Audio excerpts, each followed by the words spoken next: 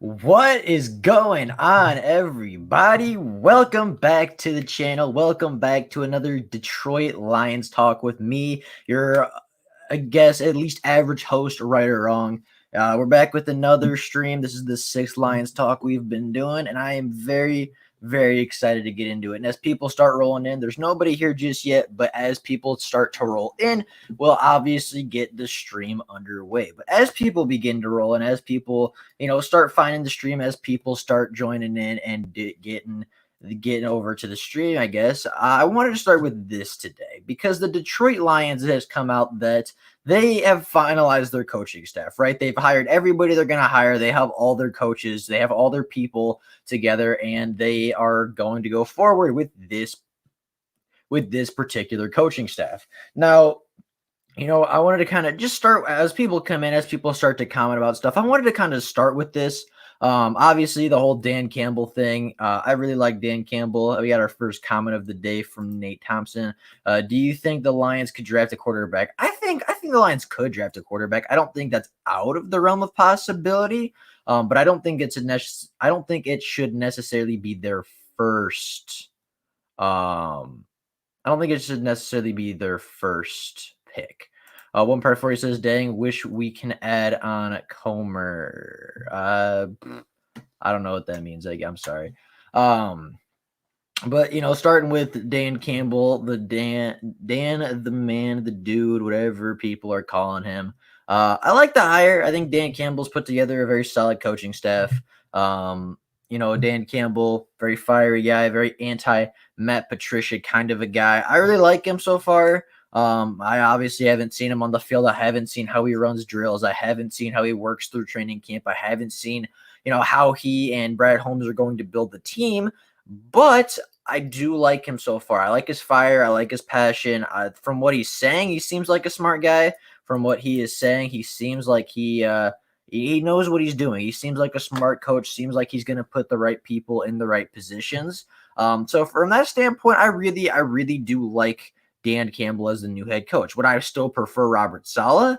I don't know if I'd say that anymore, but I think Dan Campbell is going to be a very solid coach for the Detroit Lions. And if his tenure is to be looked at so far, he's been very successful. Anthony Lynn is the new offensive coordinator. I think he's a pretty solid OC. A lot of the problems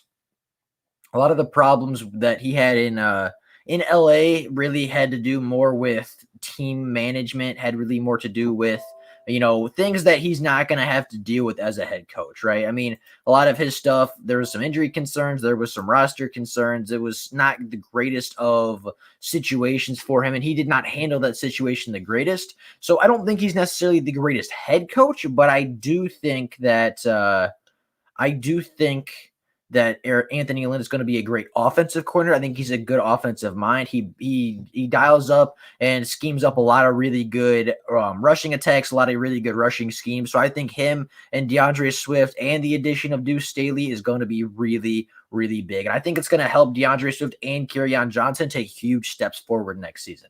Now Alexander says, what happened to Darrell Bevell? He actually got signed away. He is going to go join Urban Meyer in Jacksonville as their new offensive coordinator. He's going to go work with Trevor Lawrence. He's going to go work with, whoever they sign in free agency, whoever they sign in the offseason. So, yeah, Darrell Bevell, it was weird, though, because, he wasn't fired, and then Corey Unlin wasn't, fired from what I've seen.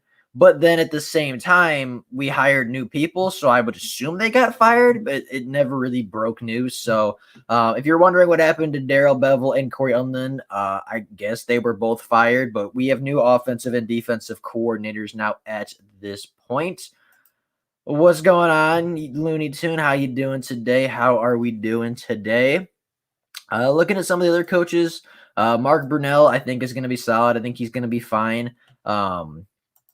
Former quarterback, played at a high level for a long time. I think I don't think he's the greatest quarterback coach. I don't think he's like this quarterback whisperer. Excuse me. I don't think he's like a quarterback whisperer or anything, but I think he's going to be just fine.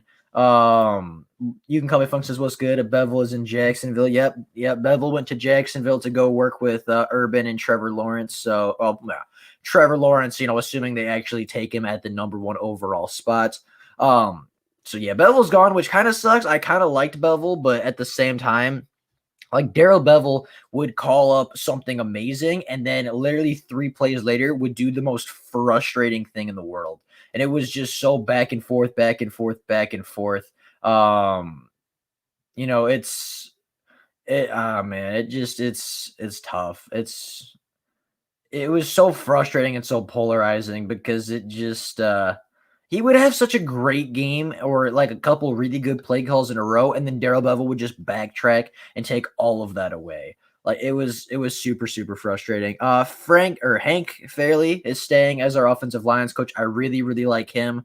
Ben Johnson is returning as the tight ends coach. I think he did solid last year. Antoine Randall and Seth Ryan are the wide receiver coaches. Again, former players, I think they'll be fine. And then I don't know what this offensive quality control coach actually does, but he's returning from last year. Trade back to question mark. I don't know what like the question is, but if you're asking like where do I want to trade back to, like I guess ideally would be 15 to 20-ish, if that's what you're talking about. Did you go live as soon as the U of M Ohio State game started? Top 5 matchup in the nation. So I don't actually watch college basketball, funnily enough. So I actually just got the notification that they were playing today. I just got the notification that there was a top 5 matchup. So I actually didn't know that was happening until after I went live. But I mean, I do this every weekend at 1:00. Like I don't really want to change up that schedule. Obviously, last week was a little different because I had technical issues. So we might have low numbers today, but people could always come back later and watch. People can always check in and all that. So, I mean, it is kind of unfortunate that happened. That's very unfortunate timing, but I actually didn't know that was the case until right now. Do you think we will start Jared Goff or draft a QB? I think we're going to start Jared Goff. And I think even if we draft a quarterback, likely being Trey Lance, I think Goff still starts the season. But I don't think it's out of the realm of possibility if the Lions do want to draft a quarterback and sit him behind Jared Goff for a little bit. Bevel wasn't all that fan. I mean, I think we got an upgrade in Anthony Lynn. I do. I think that we are upgrading at the offensive coordinator position. I think we are. I think we're in a better position now than we were under Darrell Bevel, and I think Anthony Lynn is going to be a much better play caller, a much better schemer than Bevel was. But Bevel did have some good moments. I mean, I'm not gonna bash him completely and say, oh, like he's this horrible offensive coordinator. He definitely had moments of good and moments of bad. So, I mean, it wasn't crazy, but I'm not super upset about losing him. You can call me Funk says we're going to both draft and start Jared Goff, or draft a quarterback and start Jared Goff. I think that's very realistic. I think that's very possible. Especially if the Lions can't trade down, I think Lance is your best option at 7. As painful, as weird, not weird, I guess, but you know what I mean? Like, it doesn't seem like the ideal situation as you just traded for a quarterback and you're going to draft his replacement before you've even seen him play a snap. But I get the whole competition thing. I get the whole, bring in as many talents as you can and go from there. So I don't think we're going to draft a quarterback. And if I were the front office, I would give Goff a year to show what he can do. I would give Goff 1 year because next year you have Spencer Rattler that's going to go in the first round. You have Sam Howell from North Carolina. You have JT Daniels from Georgia. You have what's the kid's name out of Cincinnati who I really like, who's really, really good. You have you have some decent draft prospects. I feel like there's 1 or 2 more. There's the Ken Slovis guy out of USC who's pretty solid coming out next year. So next year's class isn't bad per se. Next year's class is fairly solid at the quarterback position. So in my opinion, and I'm not saying that one person's wrong or right, or I'm not saying one person's right or wrong, but it's just I personally, if I were in charge, I wouldn't take a quarterback this year just to give Goff a chance to, or if I were going to take a quarterback, I wouldn't take Trey Lance at 7. I would take a mid-round quarterback or even a late-round quarterback if you want to spend your seventh round pick on, like an Ian Book, or, if you want to, use a fifth or sixth, or, wherever you think Kellen Mond's going to go, if you really like him. Personally, I don't think the value is there at 7 to take Trey Lance, unless our coaching staff has a lot of confidence in who's the quarterback's coach. I just said it. Unless they have a lot of faith in Mark Brunell and Anthony Lynn. I don't think the best pick would be Trey Lance, but I also think it's very possible. Empire 40 says, heard the Steelers wants to trade up to take Pitts. Would you take it? Where does Pittsburgh sit? This is my mock draft from the other day. As it loads up, because they lost in the wild card round. So where did the Steelers? I guess I want to say 26. I want to say the Steelers sit 26, but I could be incorrect. Maybe it's closer to 24. Let's see. Let's go Steelers. Click on the next button. I'm just trying to see where they pick. Like that was all I was talking about.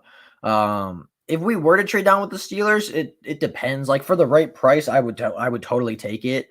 Because where do they pick? Like the Steelers pick pretty low, don't they? They pick like 24, 26.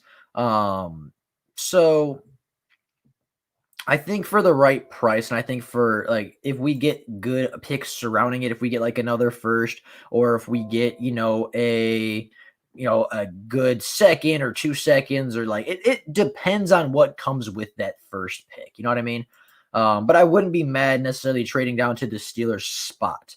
Steelers better come out of pocket pretty deep. Yeah. I think if we're okay, so they do pick at 24. So I mean, I think if the Lions are gonna move down to pick 24, it's gonna take a lot of other picks and a lot of other capital to convince the Lions to move up.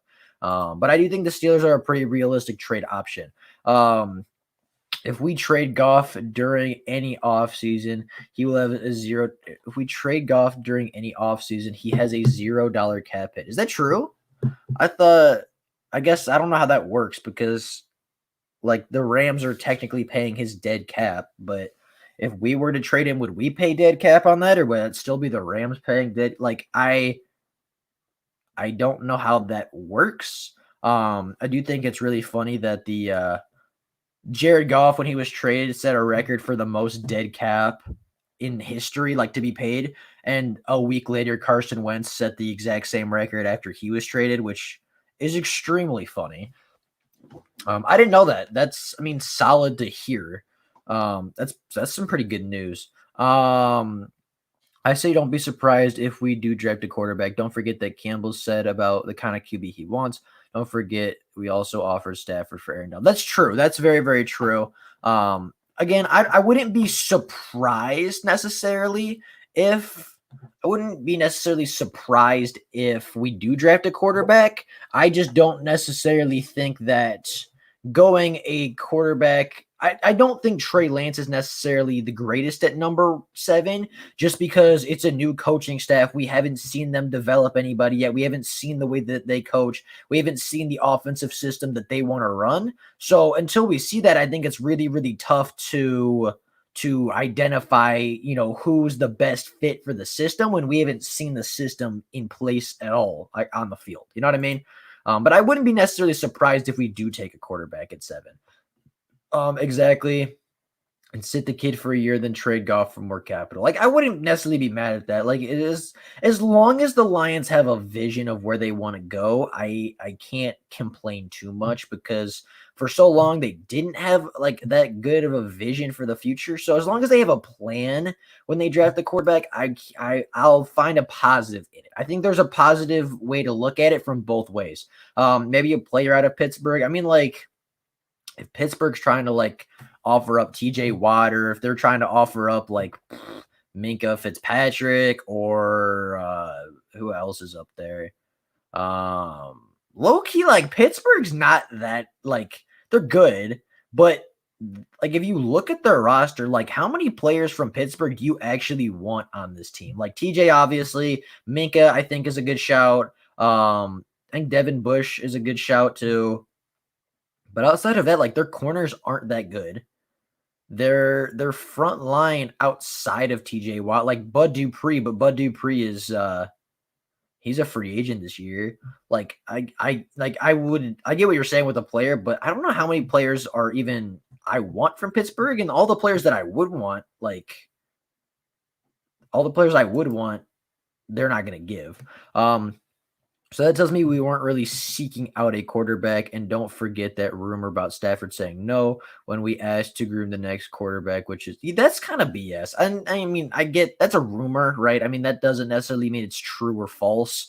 Um, obviously it's a rumor, so that could be true, that could not be true. And like the whole Aaron Donald thing, like if you're gonna trade with somebody, like you set the bar high, right? So you can negotiate down. Like y'all watch Pawn Stars, do you watch anything that has to do with negotiation? You always start super high and work your way down. So you always start high, try to work your way down. So I mean, it doesn't shock me that he asked, like, obviously we were never going to get Aaron Donald, right? Obviously Aaron Donald was not on the table unless we give up like Stafford and our number 7 pick and something else. But like, you gotta at least try it, right? I mean, you gotta at least throw your head in the ring and be like, yeah. He's like, so we're looking to trade Stafford. What do you want? You're just like under your breath, like you're coughing Aaron Donald. And they're like, what'd you say? And you're like, I don't know what you're talking about. Like, it's one of those situations where it's like you got to at least try it, right? You got to throw your head and see what happens. We should try to we should not try to pick up Julio Jones. That is a poor decision. He's an older wide receiver and obviously still very good, but like he's an older wide receiver and just has a massive contract that like if we're going to pay a wide receiver that kind of a contract, I'd rather just give it to Kenny because he's younger. He'll be here for a lot longer.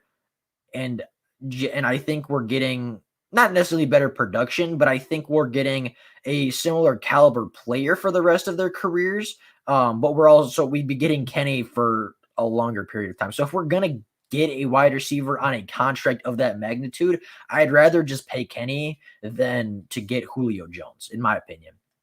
Also, I'm all for building around Goff if they decide to do that. Yeah, me too. I mean, I think it no matter where they want to go, like I said, no matter where the Lions want to go, no matter what their vision is for this team, I think there's positive and negatives to both routes, right? If you go Trey Lance or whatever quarterback falls to number 7, if you go that quarterback, then I think there's positives to that. Obviously, younger quarterback, better contract, more room, more space to build around him, and obviously more time to do so.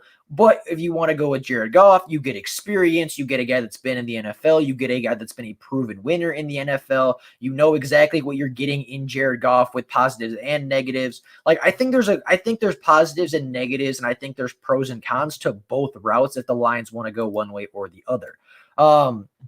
He also says Pittsburgh's offense is garbage. When your offense leads the league in drop passes and you're ranked like 30th in rush offense, it's not a good look. No, Pittsburgh's a super defensive team. They win by defense. They win by defense. Their offense's job is don't lose the football game, especially with Big Ben. I mean, that dude Big Ben used to be a good player and he's fell off quite a bit. Alexander, no, dude is getting old and the Lions aren't in a win now mode. Plus, yeah, exactly. Yeah, that's what I was saying earlier. Like, I get the whole hype. Well, I get like the whole idea, like, oh, let's bring in an absolute stud, absolute superstar. But Julio's contract is incredibly bad. Like for a great player, Julio's contract is not very good. And if we're gonna give a wide receiver that contract, which I don't condone either way, I'd rather just give that contract to Kenny, keep the homegrown talent, send that message, and just say, we're gonna take care of our guys. So heard the Eagles might like Lance. I think that's a possibility. Which would leave the Lions with likely Devontae Smith at number 6, which, again, positives and negatives to that as well.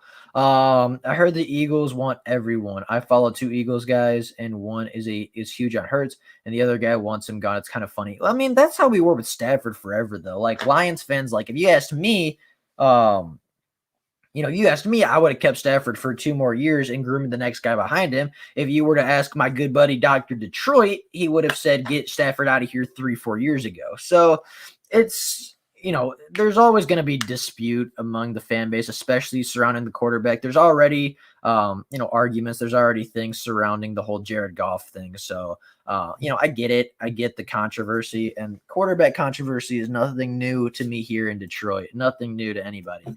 Low-key wants to build a super team, though. I mean, I think everybody wants to build a super team. It's like, yeah, if we could just get Aaron Donald and Patrick Mahomes and Derrick Henry and Justin Jefferson, and I mean, if we could just get all the best players on the team, all the best players in the world on the same team, like that would be sick. But it's this isn't basketball, man. This is not basketball. Sign and trade Galladay, get as many picks as we can so our rookies play well on rookie contracts for 3 to 4 years.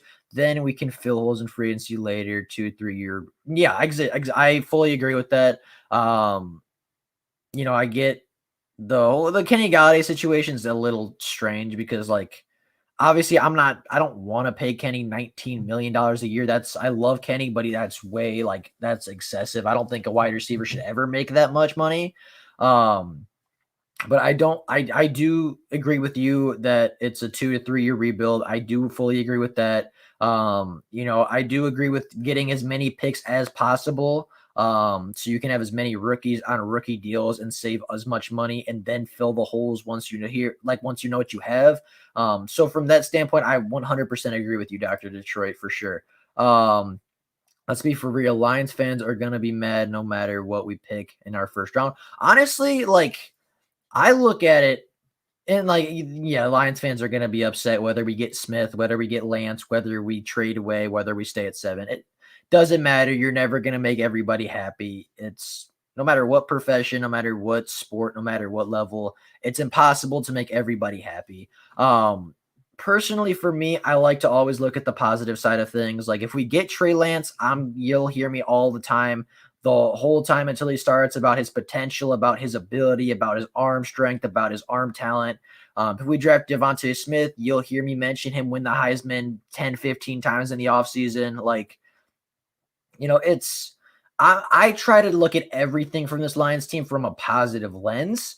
Even if I don't like the pick, I try to look at it from their perspective and say, well, what are they trying to do here? Like the whole Big V thing, I hated that contract, but at the same time, I tried to look at it and be like, well, they're trying to upgrade at the offensive line. Last year, technically, according to a bunch of sources, he was better than what we had. He's technically an upgrade, even if it's for a worse contract. I try to look at things from a positive perspective, but Looney Tune is 100% correct. You're never going to make everyone happy. It's impossible to do so. If they don't go QB, doesn't mean they will build around Goff. That's true. They could always wait for a season just to see what Goff is and then build around Spencer Rattler, build around Sam Howell, build around whoever else. So, yeah, just because they don't draft a quarterback doesn't mean Goff's the guy. But I think if they don't draft a quarterback, that tells you they have much better, or they have a lot of confidence in Goff if they don't draft a quarterback this year. Yes, ship him for picks like we did, and I turned out to be right because that's what the pros did. I mean, hey, that's totally fine. I mean, yeah. I could probably guarantee we wouldn't be discussing the QB position this much if we would have just took one last year. I wouldn't have been mad at Herbert.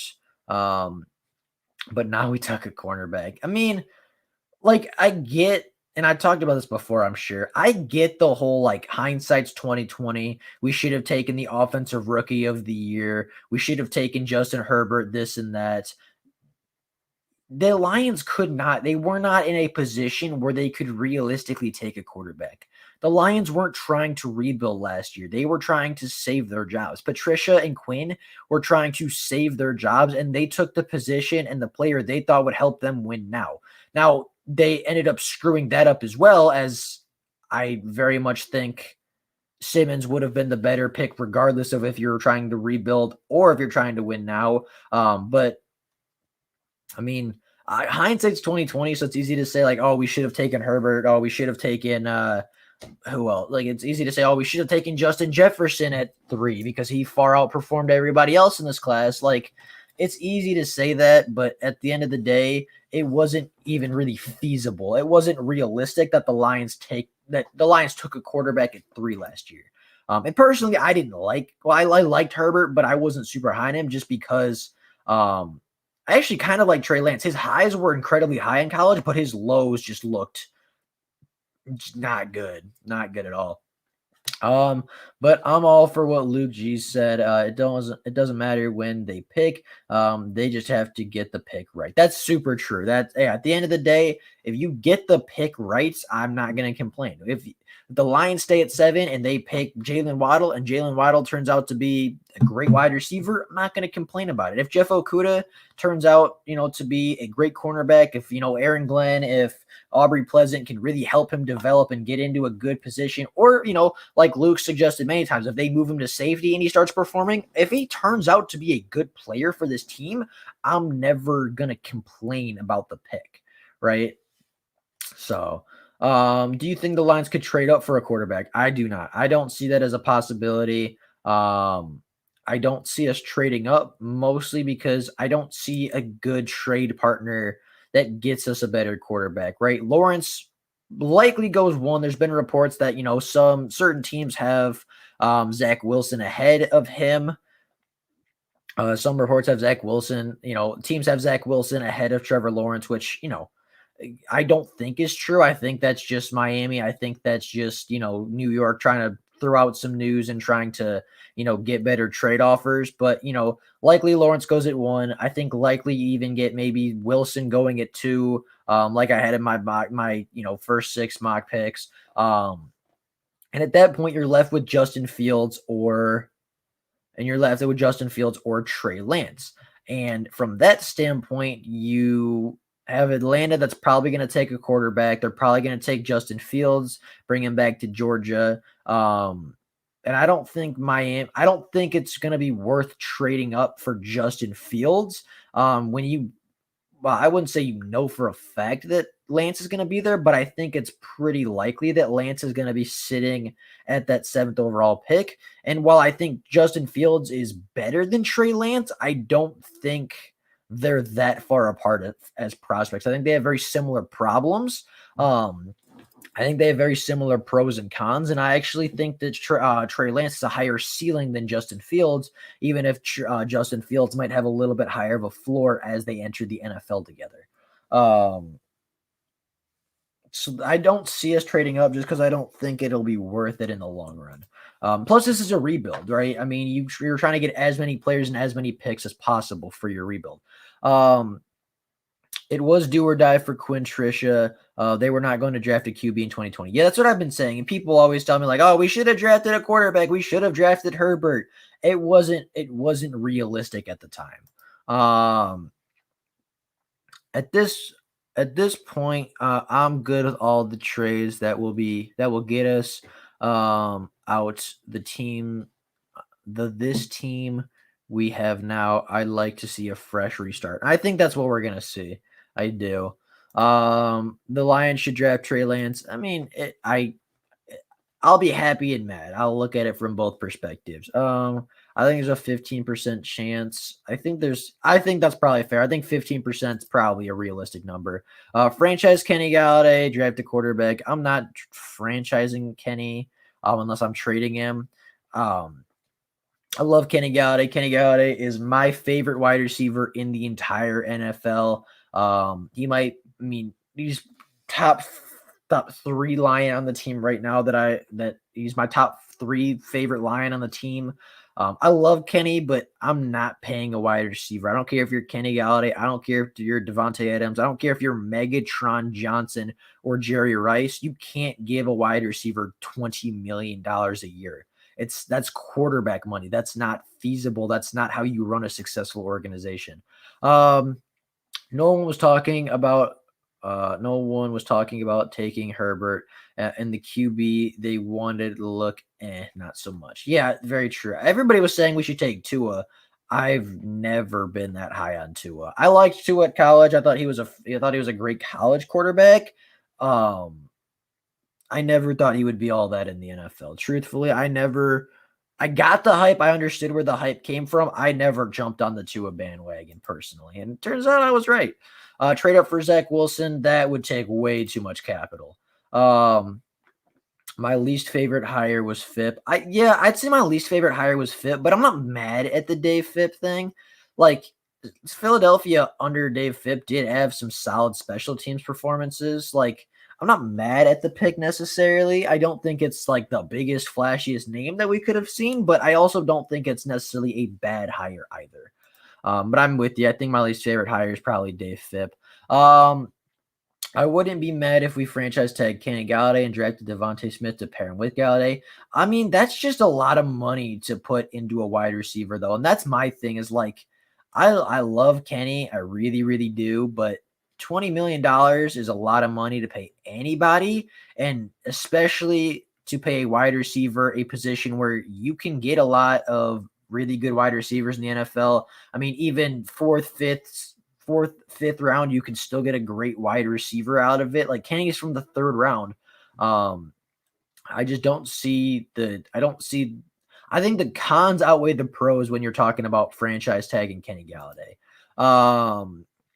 Elaborate on those lows with Lance. Dude has a 10 points higher completion percentage than Stafford did in college, in case you didn't know that. Well, Stafford also played in the SEC in college, and Trey Lance played in the FCS. Trey Lance played much easier competition. Trey Lance was not really forced to make any poor decisions, really never faced a ton of pressure at North Dakota State. Even in the game he did play last year, he looked fine, but didn't look particularly well, had a pretty low completion percentage. And some of that was 100% his wide receivers dropping the football, but Trey Lance's low is like, he doesn't get off his first read. He does stay on that first read a lot. He is not the quickest when it comes to making progressions. He's not the, fastest mental quarterback. And in the NFL, he's going to face a lot more pressure. In the NFL, you're going to see guys in his face a lot more than he saw at the FCS level. And, as I mentioned earlier, that whole 10 points higher completion percentage, that's if you put Stafford in the FCS, Stafford has 100% completion percentage. Like, obviously not really, but like if you put Stafford on North Dakota State, like Stafford kills the FCS. Like that's not even comparable. It's not like, oh, Big Ten versus SEC. That's basically Division I versus Division II at that point. Funk with the stats. I mean, it's a solid stat, but it doesn't mean anything. Can anyone name a wide receiver from North Dakota State? I cannot. I have no idea. What's up, bro? How you doing? What's going on? Nice to see you in here. I don't see us tagging Galladay. I do see us tagging Galladay. I just don't think it's the best move. Looney Tunes says, I thought it was already confirmed that we were deciding to. It's not confirmed. It's been rumored a lot that they're going to franchise tag Kenny. But it hasn't been confirmed yet. It's been talked about a lot. It's been speculated a lot. And I think there were even a couple of websites saying that, and I think there's even a couple websites saying that it's probable to happen. But I have not seen anybody come out and really say like, oh, this is for sure going to happen. I haven't seen anybody come out and say like, oh, this is official. I've not seen Ian Rappaport. I haven't seen, who else? Ian Rappaport, Mike Garafolo. Like I haven't seen any of them say like it's official. We're franchising Kenny. That's the way that is. That is it. But it's definitely been rumored a lot, and I think that's probably what you're thinking of, Looney Tune. If we do franchise tag Galladay, I can see a trade shortly after it. Yeah, I could too. The only thing I don't want to happen is I don't want to see Kenny Galladay walk. I either want to see them franchise Kenny and trade him, or I want to see them sign Kenny Galladay. But I want something out of Kenny. You know what I mean? Like, I want the Lions to get some kind of capital from Kenny Galladay. Whether that be getting picks from a trade or having his talents on the team for Jared Goff. Um, that time of the year when they discredit black QBs again. I don't quite know what you're talking about. I got no problem. If you can play quarterback, you can play quarterback. Maybe that's just how I was raised. Maybe that's just a sign that my parents did a good job. I don't care, man. Like, if you're black, white, Asian, if you play quarterback, if you play the game well, if you got a good arm, if you're a smart guy, if you win football games for my team and you put my team in position to win football games, I could care less about your skin color. One Pride 46 who confirmed that. I don't believe anybody confirmed that yet, but yeah. Stafford had AJ Green to pad his stats. I mean, I think we've seen in the NFL Stafford is more than capable of being a good quarterback. And again, AJ Green and Stafford still played in the SEC, still played a lot, still played against a ton of really good cornerbacks, a lot of great cornerbacks. And I mean, if you want to make that argument, then Joe Burrow had Justin Jefferson and Jamar Chase. Then Tua Tagovailoa literally had 4 first-round wide receivers on his roster at his disposal at the same time, one of which won the Heisman Trophy, and all 4 of which will likely go in the first round. I mean, I can keep going. I mean, if you're at a good program, you're gonna have good surrounding talent. That's just how it is. If Schefter says something, then I'll believe it. That's kind of where I'm at. If it's Garofalo, if it's Schefter, then I'll be like, all right, cool. Like, that must be official. But yeah. There's lots of QBs that hadn't faced the best competition in college that have panned out. Yeah, no, that's true. That's super, super true. But I mean, there's also a lot of quarterbacks that just don't pan out in general. I mean, the NFL draft is a guessing game. You have no idea how these guys are going to translate. I mean, you look at Jamarcus Russell, lit up the college football world, went number 1 overall. I mean, arguably the biggest bust of all time. You look at, Tom Brady, 6th round pick out of Michigan, to even start at Michigan the whole time, is the greatest quarterback to ever play the game. Like, the NFL draft is all guessing. Like, it's educated guessing maybe, but at the end of the day, it's all guessing. It's all guesswork. Nobody knows how anything's going to turn out.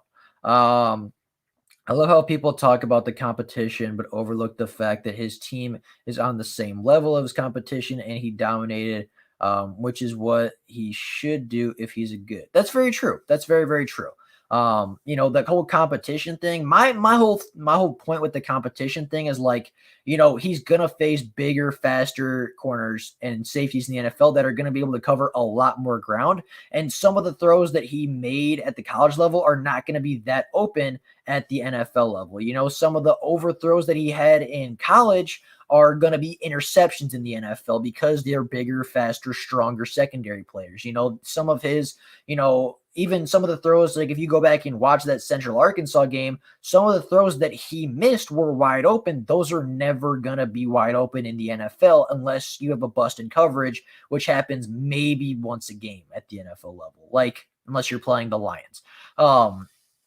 But like my whole point with the competition isn't necessarily that he can't be good like you said, Funk, like his job is to be dominant at the level he played at. And he was super good. He was incredibly productive and a very good quarterback.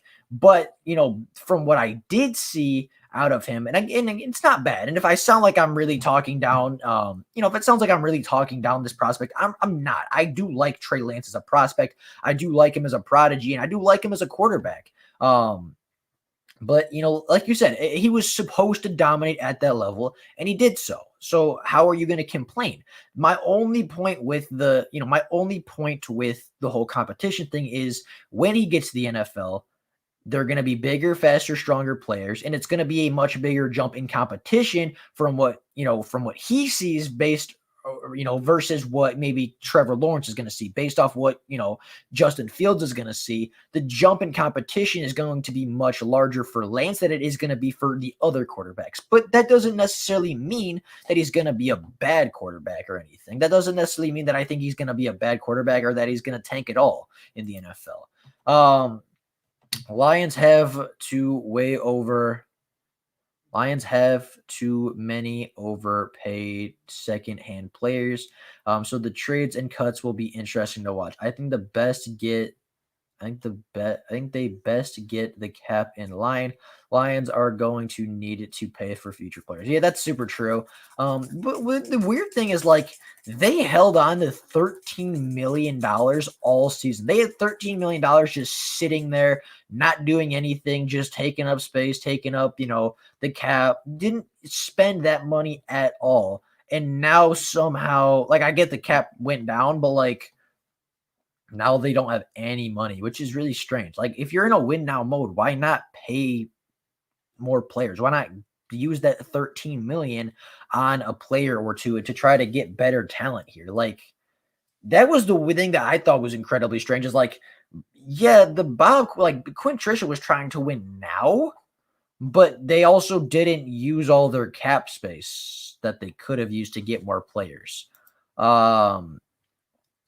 Schefter's never wrong. Schefter is very rarely incorrect on things. Do you think the Lions could trade back with Washington and then pick up an extra first for 2020? I think that's a super realistic thing. I think that's super, super realistic. The Lions could tag and trade Galladay. Yeah, the Lions, I think that's realistic. He was good, but never elite. I'm not quite sure who you're talking about, Dr. Detroit, but again, me and you use the word elite very differently. To me, elite is like top 3, top 4 players at a given position. Like, I think Ragnow is an elite center because he is, in my opinion, a top 2 center in the NFL. Taylor Decker played at an elite level last year, like over 1,000 snaps, giving up 2 sacks and 2 penalties. Like, that's elite production. But everybody has different thoughts on different players. Dude, I've been watching all of his game tape and he doesn't miss in dangerous spots and he has a ton of drops. I mean, if you go back and watch the Central Arkansas game, he missed a lot of throws in that game. I mean, his wide receivers didn't help him. He made some really impressive throws. There was one I remember particularly on the run. He was on the run. He flipped his hips and made an amazing throw to the sidelines. And his wide receiver actually timed the jump fairly well and it went right through his hands. But there was 2 or 3 wide open things in the end zone that you're not going to get that opportunity all the time at the NFL level. So, I mean, I don't think that it's necessarily that. Again, I don't think Trey Lance is going to be a bad quarterback at the NFL level. I think I talk about some of the cons that Trey Lance has, and people think that people think and assume that I think that he's going to be a bad quarterback. I don't think Trey Lance is going to be a bad quarterback, but I think he's going to need a little bit more development. I think he's by far the most raw prospect out of all of them. And at the end of the day, I didn't watch a lot of Trey Lance. I didn't watch a ton of stuff from last year. I really tried to focus on what I saw this year from the game that he played in 2020, the most recent film I have on him. And he looked solid, but he did miss not a lot. He did miss probably 4 to 5 throws that you have to make at the NFL level. And obviously threw a pretty poor interception, if I'm being honest.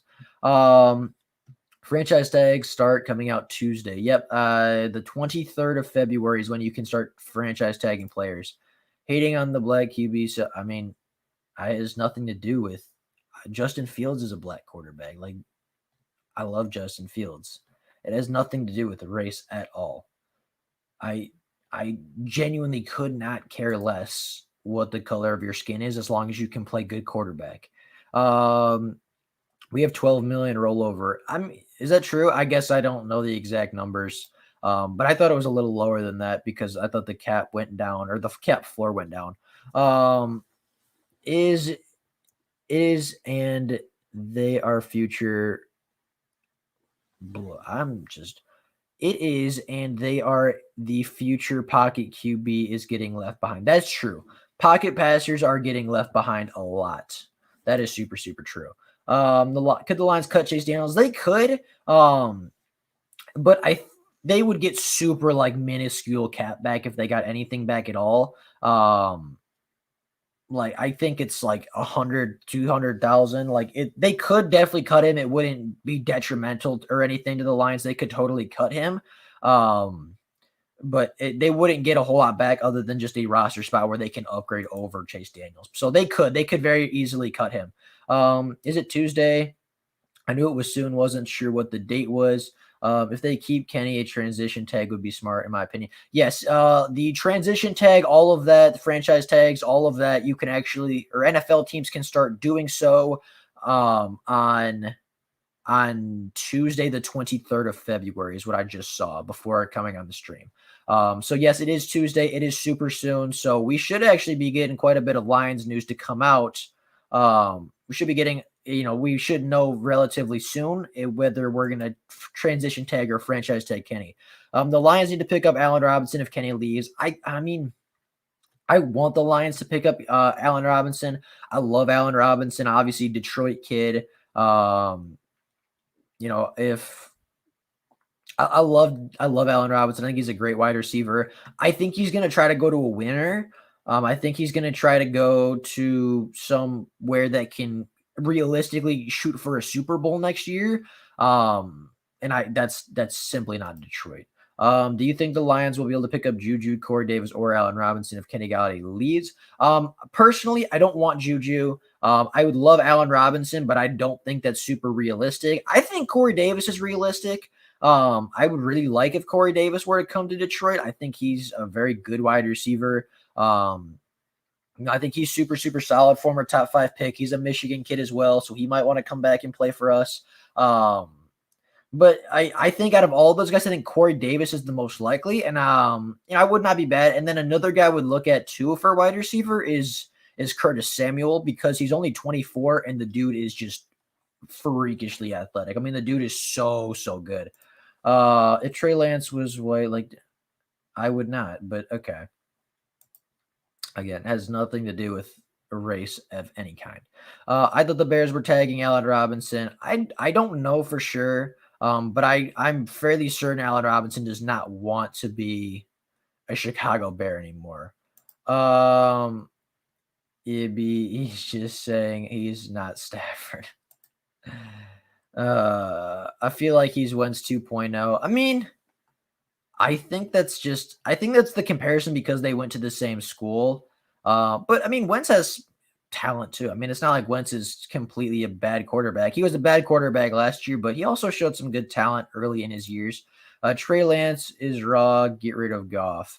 I mean, I wouldn't get rid of Goff. I would, if we do draft Trey Lance, which I'm not against, I do think we need to at least sit him for 1 year, because I think if we throw Trey Lance into the fire week 1, I think it's really going to hurt his development over the long term. I think if we do draft Trey Lance, unless there is a bad injury, he should not play until at the earliest week 10, week 11. There is no way outside of injury that we should, there's no way outside of injury that we should, throw Trey Lance in his rookie season, unless it's super late in the season, unless you're completely out of playoffs, unless you're completely have no options left, and you just want to see what you have in the rookie quarterback. And you're like, you know what? It's your rookie season, Trey.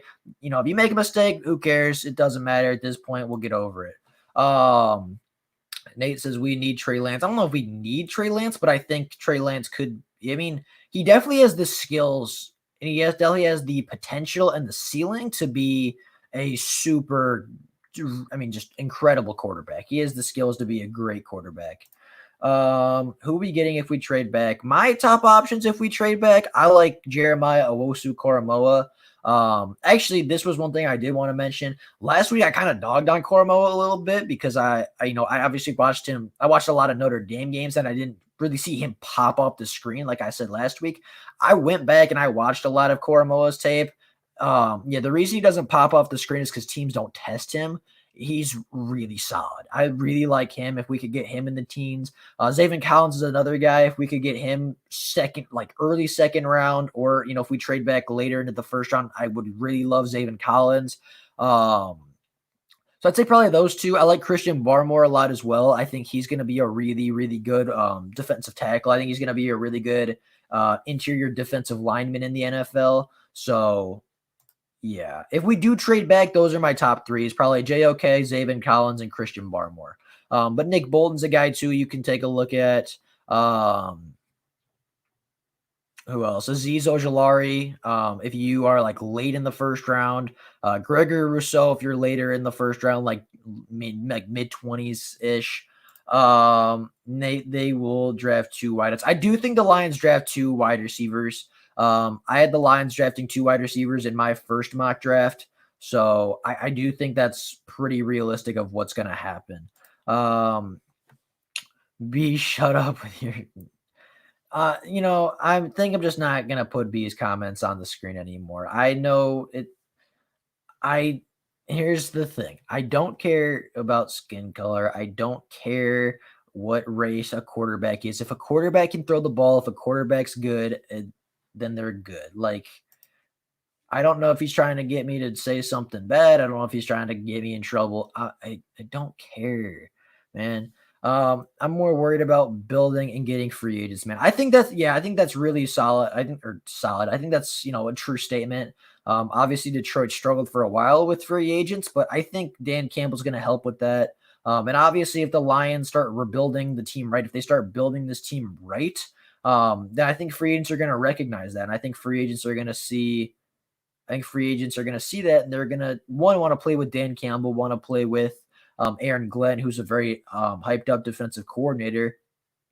So I think in a couple of years, if we start showing progression, if we start showing improvement, and we can start showing that this rebuild is getting underway and we are moving in the right direction, then I think we'll see more free agents start to pull up and start seeing more free agents actually want to be here in Detroit. We are not getting Trey Lance Phillies. I think that's realistic. I think that's possible. It really all depends on how much confidence they have in Jalen Hurts, but they did just decide to go with Jalen Hurts over Carson Wentz and Doug Peterson. So, I mean, I would assume they have at least some confidence in him. I'm glad you put me on Curtis Samuel. He's nice to me. Yeah, I really like Curtis Samuel. I just like his playmaking ability. The dude can just get so many. He can get so open. He has the potential to be such an explosive wide receiver. And he hasn't really produced at an elite level yet, but he could be Golden Tate if Golden Tate ran a 4.3. That's what we're talking about with Curtis Samuel. Wentz 2.0 comp means you haven't watched Lance. Yeah, I don't. Like I said, when somebody said that, when somebody was like, oh, I see him as Wentz. Like I said, the only comparison I really see between the two is they went to North Dakota State. They don't play all that similarly. They have that similar of a play style. And they have a couple, talents. They have a couple of skill sets that are they both got pretty good arms. They both have they're both solid quarterbacks. They're really not that similar. No. I freaked out when I was in my 20s and they got rid of Barry. I would assume a lot of people did that. Dr. Detroit, never feel bad.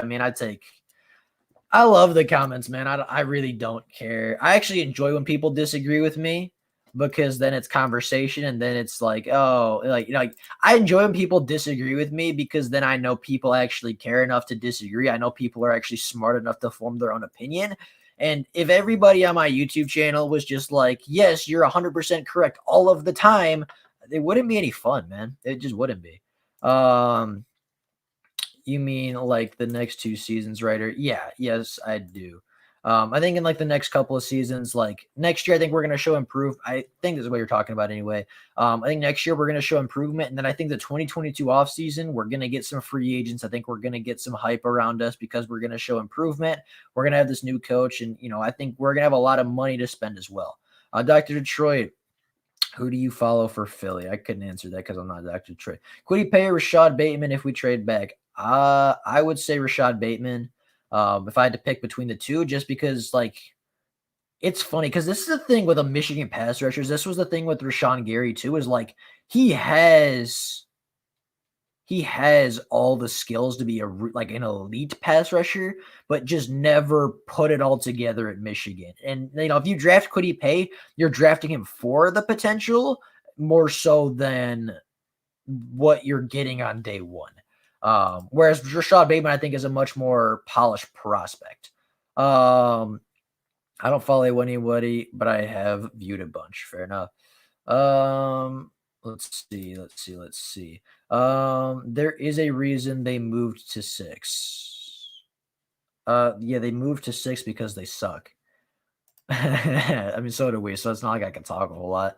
By the way, that mock draft you did was all right. Kind of confusing on drafting 2 safeties, though. I mean, we're losing a bunch of guys. Like, I don't think Duron Harmon's going to be back. So I have Andre Sisco there to pretty much step right in for I have Andre Sisco there pretty much to step in right for Duron Harmon, take exactly that role. Where I think Andre Sisco will do the Duron Harmon role better than Duron Harmon. And then I have Paris Ford just because he was the best player available with the last pick. There wasn't really a whole lot of talent left on the board. There wasn't really, and that's on me. I should have shown the who was available at each pick. I should have shown who was available at what picks and where. So that's on me. I'll do that next time for sure. But at that pick, there really wasn't that much talent left. And I think Paris Ford, even as a rotational safety, even as a rotational box guy, just brings a energy, brings a force that I think could be impactful for this Lions team. And like I said, with the last pick in the draft, I thought he was the best player available at the time. And I more at that position looked at BPA than positional value. Yep, Ojulari, Barmore, Bateman, and Bateman fits us like a glove. Or JOK. I love JOK. Actually, the more I watch of Jeremiah Owusu-Koramoah, the more I really want the Lions to take him. And I'm not going to say I want him at 7 yet, but the more I watch Jeremiah, the more I really, really like him as a linebacker. Lance to me is like Rodgers in a way. Only better runner, but the power is there. Yeah, that's super, super true. I don't disagree with that comparison, actually. Trade down would be best in the draft. Yeah, it would be. I've been saying that for a long time. I've been saying that for a long time, but at the same time, like people have been telling me, it takes 2 people to trade, man. So it'll really, I think, come down to if anybody wants to move up to 7. But it's Philly's first round pick. They do have to take the fast wideout, don't they? I mean, they can do anything, man. I think Philly can go a lot of different ways. They can definitely take a quarterback. But I think with Jalen Hurts, they're definitely not forced into taking a quarterback. All right, or don't be the thin skin, bro. It's just his belief, not a huge deal. A lot of us believe this. I mean, I don't care. Like, y'all can hate, y'all can say whatever. I genuinely don't care one way or the other. I'm just tired of answering the same thing over and over again. What's wrong? What wrong with Rattler, Ritter, Howell? All not bad options. Nothing wrong with them at all. I actually like all of them a lot. I liked actually I was hoping Desmond Ritter would come out this year. Because I think he would have been a mid-round pick, and I thought it would have been a good quarterback pickup for the Lions. So, yeah, I think that would have been a solid pickup for the Detroit Lions. Get Trubisky. No, do not get Mitch Trubisky. He's not a good quarterback at all, man. He is so not a good quarterback. He just, man. No. That's basically all I got. There's no color in football. That's facts. J-Dub, that's facts. That's best way I could have put it. Best way I could have put it. All I see is blue and silver. That's all I got. Do not draft a QB this year. If Goff does good this year, then we have the option with keeping him. If we do bad, then we have a high draft pick. It's win-win. Yeah, I think there's like I said, I think there's ways either way that you can go with it, right? You can either pick a quarterback this year, sit him behind Goff, and obviously see what Goff does, and obviously help your young quarterback develop. But um, if not, then you obviously have Jared Goff for a year. And if you don't like Jared Goff, if he doesn't perform well, then you can still take a QB relatively high next year and still get pretty solid value. What's wrong with Marcus Williams? I don't think there's any. I'm trying to think. Am I blanking on Marcus Williams? I don't think anything. Like, I guess I don't remember Marcus Williams if that was a player or what. I'm just blanking, man. Sometimes I don't know. I wouldn't be mad if we do draft a quarterback just to put competition behind Goff. Let's be real. Chase Daniels ain't gonna provide that. No, Chase Daniels is not gonna provide anything. No, it's just I don't know. Chase Daniels is not the answer. He's not the quarterback. I was the same with Owosu Koromoa. Kid just keeps growing on me. Like, it's crazy because, like, we talked about this last week, and I think you were part of the conversation, Funk, but I know, like, One Pride 40 was talking about it too. Like, I mean, he's really solid. Like, he did not pop off the screen to me. When I was just watching generic games, like when I wasn't necessarily scouting, when I wasn't necessarily looking at players. But it just, the more I watch him and the more I actually look at him, what he does off the ball when he's not involved in the play, the more he keeps growing on me. And like One Pride 40 says right below, 7's a little like I'm not convinced that we're taking Cormo at 7, and I'm not convinced or saying that we should, but I mean, the more I watch him, the more I really, really like Jeremiah, and the more I really want him on this football team. Caldwell was okay. Calvin, obviously, Calvin was an odd situation, man. Yeah, just Caldwell, I think, was all right. But whatever. I think I like Aziz, or however you spell it. Now you get it right, Looney Tune. You get it correct. It is Aziz. He has the speed we need in the front 7 for our pass rush. He does. He definitely does. I like Aziz. Like, he got better every year. And I talked about this in my mid-round prospects video. Like, he did get better every single year at Georgia. The more he played, the more production he showed, the more growth he showed as he played more. And I mean, he was really solid. I don't know how many people watched the Cincinnati and Georgia Bowl game. He was so good. And Cincinnati does not have a bad O-line. Cincinnati is a very good football team. They play incredibly well. They play really good football down in Cincinnati. And Aziz just messed him up. Aziz Ojulari just was really, really solid. Caldwell could have been better if he wasn't dealing with Bob Quinn. It had a different. I think that's very true. I think that's super true. I don't know the ceiling with Jim Caldwell. I think the ceiling with Jim Caldwell is borderline playoff team. I think we saw exactly what Jim Caldwell was. He's a solid coach that gets his team to the playoff, but isn't necessarily going to build you the winningest football team, isn't necessarily going to make you a contender, but he's going to put you in the playoff conversation and give you a chance. One Pride says trade down targets would be JOK, Bolden, Barmore, Ojulari, Bateman, Collins. Anybody, let me know, but all good trade down targets. And that's the best part of the draft, in my opinion. No, for sure. I think those are my top trade down targets. Too. I'm trying to think of anybody else. I think you got it. Jalen Phillips is an interesting one out of Miami.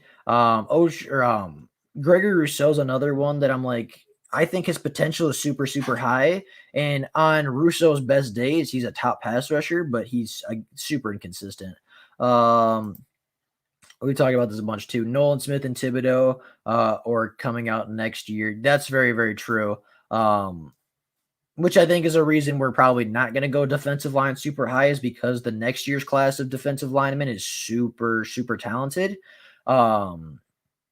So I think that's realistic as well. The team was going nowhere fast. Seriously, year one with Mayhew and Schwartz, he had the number two defense. He didn't want to keep Sue, pushed for Ebron, and Calvin quit on him. Yeah, I mean, like I said, I don't know the ceiling with Jim Caldwell. I think if we keep obviously Jim Caldwell was better than Matt Patricia. Um, like Jim Caldwell was a far better coach, far smarter, way better at connecting with players. Um, I think that Caldwell was definitely a better coach, right? Caldwell was definitely a better coach than Patricia, but I don't think Caldwell was necessarily the answer either, just because I think we saw our ceiling with Jim Caldwell. Our ceiling was 10-6, really. Realistically, 9-7, 10-6 was the best you were going to get out of a Caldwell team, which far be it for me to say that's a bad record because it's not. I mean, that's winning football, but at the same time, if you're not winning championships, then you're not winning enough, in my opinion. Honey Toon says, and keep in mind, we don't even know what kind of defense we're going to be running. That's super, super true. That is incredibly true. I was upset when they let Mayhew go instead of Caldwell. Caldwell was 1 year defense, was second. Again, every starter was inherited. Year four, the defense was 27th. Yeah, that's super, super true. I thought Stafford actually had some pretty good years under Caldwell. I thought Caldwell, I mean, I think, I'm not gonna say the best, but he brought like some good things out of his players. His players definitely wanted to play for him, or most of them did. But I definitely get what you're saying with that for sure. And I mean the fact that we got Bob Quinn and like we got rid of Mayhew, who I don't remember particularly well. Ooh, excuse me. Who I don't remember particularly well. But we did get Bob Quinn out of it, which obviously hindsight being 2020 was not great, bro. Was not good. We can take a QB and pass rusher next year. That's super true. We definitely can. Don't know where the picks are gonna be, but you got to assume the Lions are picking top 10. And then I would assume the Rams are picking probably bottom 10 of the first round, but even bottom 10, I think you can still get a decent quarterback in the late first. So yeah, definitely very possible. Patricia was bad. This ain't a comparison. For them, it's just fact. That's super true. Yeah. Patricia was just arrogant. He thought his system was better than anything else. So yeah. Man even let Jim Caldwell call the plays instead of Jim Bob Cooter. He was an OC before Detroit. He probably could have ran the offense better. That's true. I don't think Jim Caldwell was given the most help, and I don't think he was necessarily put in the best position to succeed. But honestly, looking at Jim Caldwell, I just couldn't. I don't see like the ceiling. I don't see the Super Bowl under Jim Caldwell. But I mean, again, if you're asking me between Caldwell or Patricia, the answer is Caldwell every single day, every single time.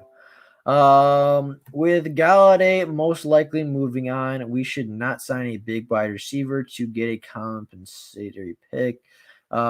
We can definitely draft two receivers within rounds 1 to 3. I mean, I don't think not tanking, but I don't think you go into the offseason thinking we are not going to sign a wide receiver just to get a compensation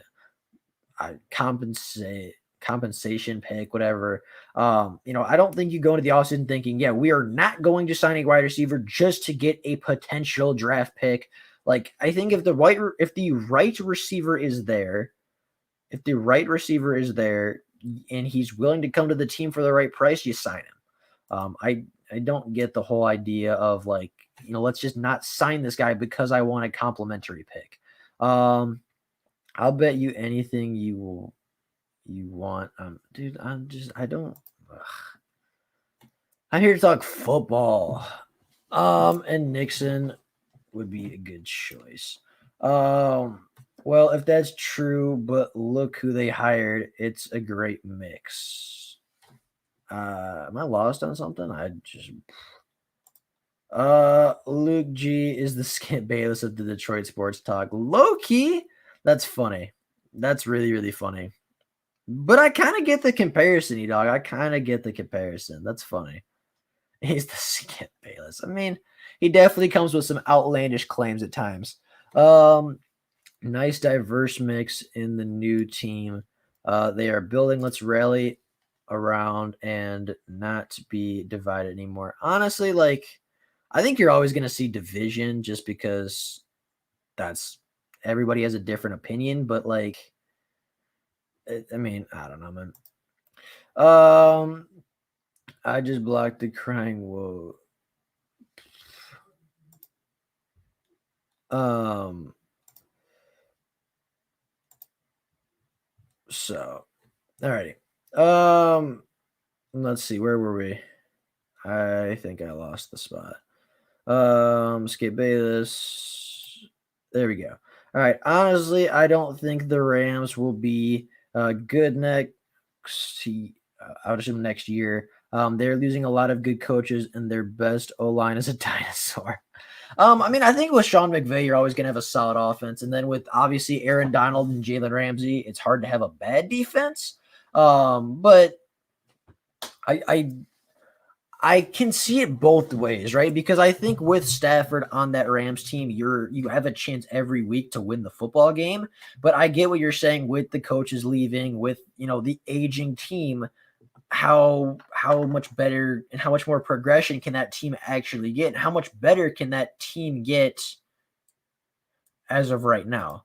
Um, I remember you said on Speakeasy stream he likes to I I don't my fault. I was like, I didn't say that, but no.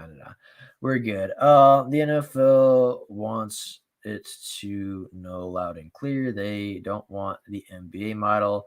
They run the show, not the players. Unlike the NBA, that's reality. Who owns these teams? Very, very true. Super, super true. Um, would you be okay with drafting a running back from the running back from Alabama in the second round to team up with Swift? I mean, I love is it Najee Harris or it's Najee, isn't it? Because he has a brother and his brother's like Damien or something. It is Najee Harris, right? I just want to make sure I have the right Harris brother. Okay, I can just totally go to running back. Oh, literally he's taken right there. Yeah, so it's Najee Harris out of Alabama. I love Najee Harris. I'm not totally sure if he'll be there at the seventh pick in the second round, but honestly, I think the Lions have so many needs. They don't have the luxury to go running back in the second round for 3 out of the past 4 draft classes. Like, I don't think they have that luxury as a rebuilding football team. But by no means do I think Najee Harris is a bad player. I think he's actually a very good player. Trade away the seventh pick. That's what I've been saying, Eli. No RBs. When we start winning, Swift will be almost off his rookie contract. We don't need a running back, dude. Very, very true. That's what I was saying. Like, I think Najee's a great player, but the Lions right now do not have the luxury to take a running back. They're losing John Johnson, and no more picks. That's super true. They are. But I mean, I'm never like Matthew Stafford. I've learned you never to count out Stafford. Sean McVay, great head coach, great offensive mind. Obviously, that team is star-studded all over the place. So, I mean, I'm not ever going to count the Rams out, but I don't think we're ever going to count the Rams out. But I do get the idea of like they don't have picks. They're an aging team. They're getting older. I get that part of it too. I really, really do. We do need to find a running back somewhere to go to Swift. And that's why I was talking Jarrett Patterson in like the 5th or 6th. I was talking potentially Chuba Hubbard, depending on how he looks. I believe he did opt out of the season. So depending on how he looks, I think Chuba Hubbard's decent in the later rounds. Trey Sermon, same way. Coming off an injury, but it's a collarbone thing, so it should not force him to regress from like an explosiveness power standpoint. I do think running back is an option. I do think running back is somewhere we could look in the draft, but I don't think it's somewhere we can look immediately. Definitely not first 3 rounds. Definitely a day 3 pick if the talent is there, if BPA is there. If we don't trade 7th pick, who would your ideal pick be? I mean, I guess by default, kind of like Trey Lance. Like if I could have anybody in the draft, as unrealistic as it may seem, if I could have anybody, I'll take Penny Sewell out of Oregon at number 7. Not that he'll be there, and I mean I think there's less than 1% chance that Penny Sewell falls to number 7. But if I could have anybody in this class, I'll take Sewell at 7. Realistically, I'll take I wouldn't be mad at Trey Lance. I definitely wouldn't be mad at Trey. And then I think Jalen Waddle is probably your other option. But like I said yesterday, my only thing with Waddle is like his injury. He didn't look the same in the championship game. He just didn't look as explosive, didn't look as fast, as twitchy, as dangerous, which, what definitely wasn't fully healthy. You could see it. You could see it on his face. He was still dealing with some pain. But I really want to see how he runs at his pro day. I want to see how his pro day looks, how he runs his routes at his pro day, how he looks at the pro day. And I mean, if he looks good, then I got no problem. With Waddle either. So probably Waddle or Lance at 7, realistically. I would not be surprised if Swift does not finish with this team, seriously. You mean finish his career or finish the season? Because he's definitely finishing the season. I wouldn't be surprised if Swift moves on. I love Swift. I think as strange as it might seem, taking a running back when you're obviously a team that was not in a position to have a luxury pick like that. I mean, it was kind of a strange pick, but I mean, obviously seems to be working out because it seems like he'll be the engine next year for this offense.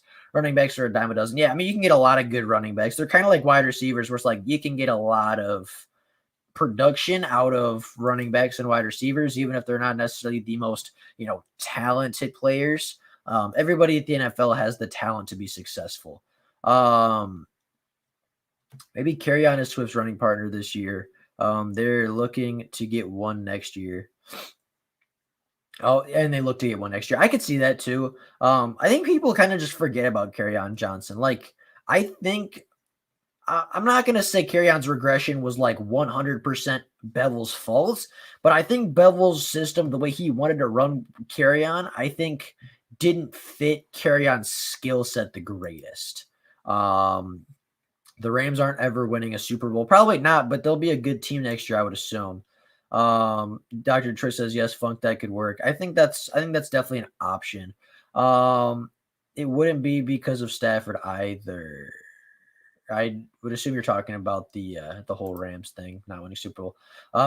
There are good wide receivers in the 7th. I think there are good wide receivers all down the board. Like, if you go to the wide receiver position, and I'll make it a little bigger so you guys can see it easier. But this is at the 24th pick. But I mean, if you're talking day 2, day 3 guys, Kadarius Toney is great. Rondale Moore, I like. Nico Collins, I like. I don't know about it. I don't know a lot about this Louisville kid, but I've heard some nice things. Dwayne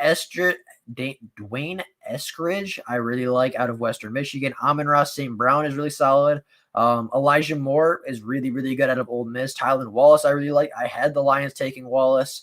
Amari Rogers, I really, really like as well. Daimi Brown, wide receiver out of North Carolina, I really, really like.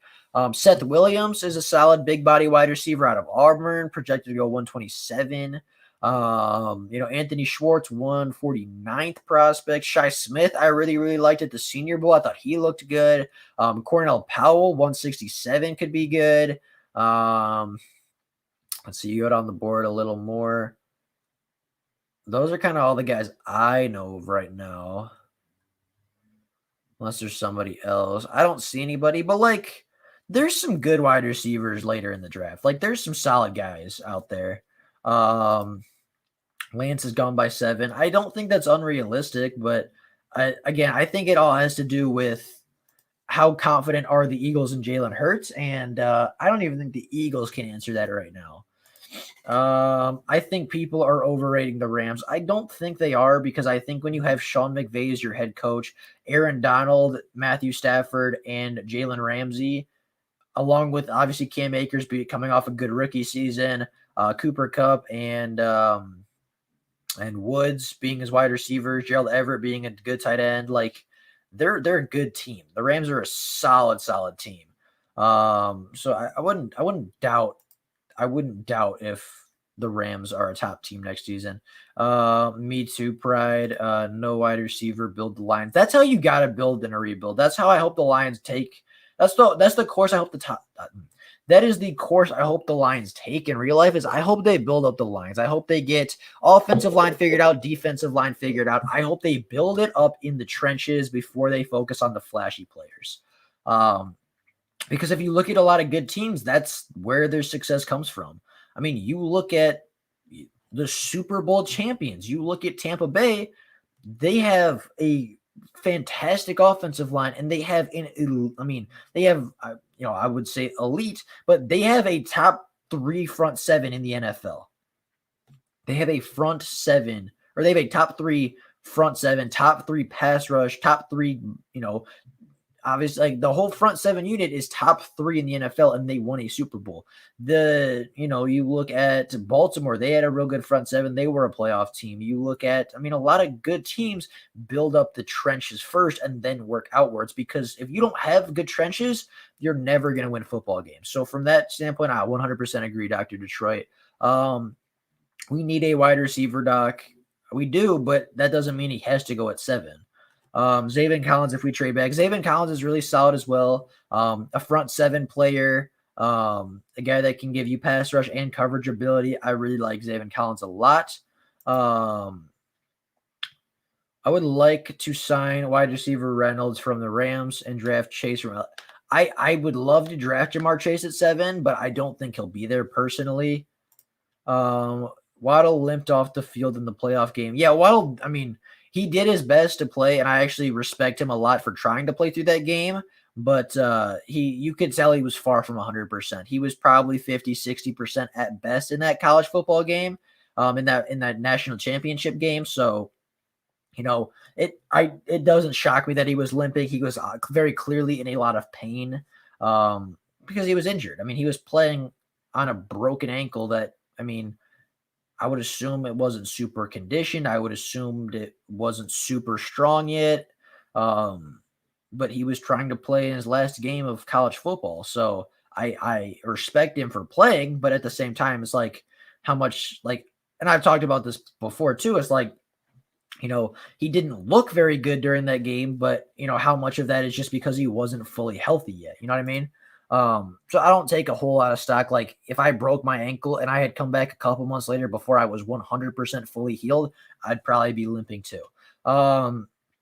Where do you think we'll land in next year's draft? I think we are probably similar, maybe a little higher. Probably, I think we do see the Lions improve next year. I think we see 6 or 7 wins next season, depending on how Goff plays. So I could see probably I can see 8 to 10, maybe 12, 10 to 12 range for our draft picks, which puts us out of the running for Thibodeau. But I think we do see a little bit of improvement, but I do think we stay at the same spot, same general range within 5, 6 picks of where we are right now. Chase going to be the first wide receiver gone. Yeah, I think he will be as well. Hard to predict. It is hard to predict, but I do think Chase to me is the best wide receiver in the class. And when he's fully healthy, I think Jalen Waddle's the second best wide receiver in this class, which is funny to say that the Heisman winner, the quote unquote best player of college football, isn't even a top 2 wide receiver in his own draft class. But I think that's how it's going to work out. I think that's how it's going to lay out. And truthfully, I do see a realistic draft where Waddle goes before Smith. One Pride 40 says trade back. I've been trying to preach that for a while. Dex Millen is a stud. Ask Wilson. If I had his number, if I had context, I definitely would. Some of y'all acting like we gotta rush defense. Did y'all forget the whole scheme is what is garbage? I understand the defense needs some work, but 3 to 4 players and playing man don't. But rushing 3 out of 4 players No, that's very true. The scheme did not help at all. But I do think this defense still has a lot of work that needs to be done. Um, but you, Looney Tune, you're 100% correct. I mean, the scheme did not help anybody. The scheme made Okuda look bad. The scheme made Tracy Walker look bad. The scheme made, I mean, if they played on the defense, the scheme hurt them. I will say losing Staley, Comer, Pleasant will hurt them. Probably, definitely. Everett's a free agent. I didn't know. I didn't think so. I don't remember seeing Everett, but I wouldn't doubt it because, I mean, Everett's a good player, and I'm trying to think when Everett was drafted. I guess it makes sense. Was this his 5th year in the league? I guess that would make sense. I don't know if he's a free agent or not. True, but we got a lot of slow players. That's true too. The defense, and I think the team in general is lacking a lot of speed, a lot of explosiveness, and a lot of burst. Trust, trade back, and take Bateman. I do like Bateman quite a bit. Not the fastest or most explosive wide receiver, which is what I was just talking about, but still solid wide receiver nonetheless. I think he's going to be pretty solid. He runs really good routes, man. Bateman runs some pretty crisp routes. He will look good at the combine. If you're talking about Bateman, I would assume so as well. Taking JOK will erase 50% of the opponent's defense. I don't know if I'd say 50%, but the dude covers really well. And the only thing I really saw about him, and granted, I haven't watched like a bunch of tape on Jeremiah. I only just started like early this week. But the only thing I really have against him thus far after watching the first Clemson game is he doesn't always wrap up necessarily well. There was a couple instances where like he would go for the big hit on Travis Etienne, and Travis Etienne would make a miss. Or there was one where he was in coverage and like he was in solid position on I think it was Amari Rodgers actually.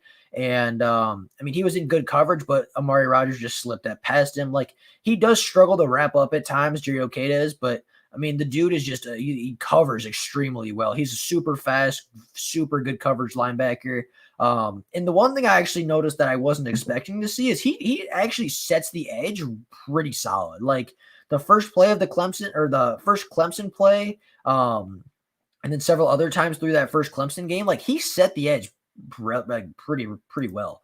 I like JOK, but it's a bit of a reach. Yeah, I'm not saying take JOK at 7, but definitely not saying take Jeremiah Owusu-Koramoah at 7, but I think if you trade back even to the 10-12 area, I think he's got to be on your radar. I think even at 7, he has to be on your radar, but I think if you can get like you can move down 2 or 3 picks, I think it's going to be really beneficial for your football team. And I mean, Jeremiah Owusu-Koramoah is really, I mean, he's just a good player, man. There's not a lot else to say about him. He's just a good football player. Trade back. I'd say definitely trade back. Yep. Still trading back, still trading. And I've seen a lot of good mock drafts where we trade back and still get some real solid talent. Whatever receiver we get needs to be down the field threat. We really ain't even for that because there's no pure speed at the wide receiver position. No, there's not. And that's why I think a lot of people like Jalen Waddle is because he is that down the field speedy threat at wide receiver. Like, I mean, that's not good. Because Jalen Waddle can be that big play threat down the field. He outruns, a lot of different people. I don't know what Jalen Waddle's 40 time would be, but yeah, I think that's why a lot of people like him as well. And then Jamar Chase has that speed too. But that's why I like Curtis Samuel and Rondale Moore and Kadarius Toney because they just got speed to burn. When I watch Jeremiah Owusu-Koramoah, it seems like he never gets tired and he can pop. Yeah, he does not get tired. He is always 100% gassed the whole time. Doesn't get tired, doesn't get fatigued. Which is weird and actually more impressive because he actually runs a lot more than a lot of other of his teammates because they don't target him. They really, and like even Clemson, a top 4 program in the country, easily top 4, arguably top 2, top 3 in the country as far as like programs right now. They didn't even really want to test Owusu Koromoa, and he still made a lot of plays. Like that touchdown was lucky, right? That touchdown that he got in the Clemson game, I mean, that was a lucky touchdown. Like ETN straight up dropped that pass, but he still made a phenomenal play to get into the backfield. And even if somehow even if ETN keeps his hands on that ball, I still think Owusu Koromoa forces a fumble there. Like he was flying at ETN. And I think even if ETN had held onto that ball, he would have got cracked. And I mean, I think he genuinely would have dropped the ball anyway, because I mean, Owusu Koromoa just, but the craziest thing about that play too, I'm talking a lot about Owusu Koromoa just because I've watched his tape a lot recently, like the past week or so. Like that touchdown that he had against Clemson, he was flat-footed when that play started, and he was on the second wide receiver to the outside. He was probably 20, 30 yards away. Maybe not 30. He was probably 15, 20 yards away from the ball when it was snapped, and he got to the running back by the time the pitch got there. Like the dude flies around the football field. That is something I really, really like. Again, I don't know if I'd take him at 7, but I'll take him at 10. I'll definitely take him at 10. If I can get Jeremiah Owusu-Koramoah at the 10th overall pick, give me that man. I watched Nick Collins and are you talking about Nico or I don't know Nick Collins?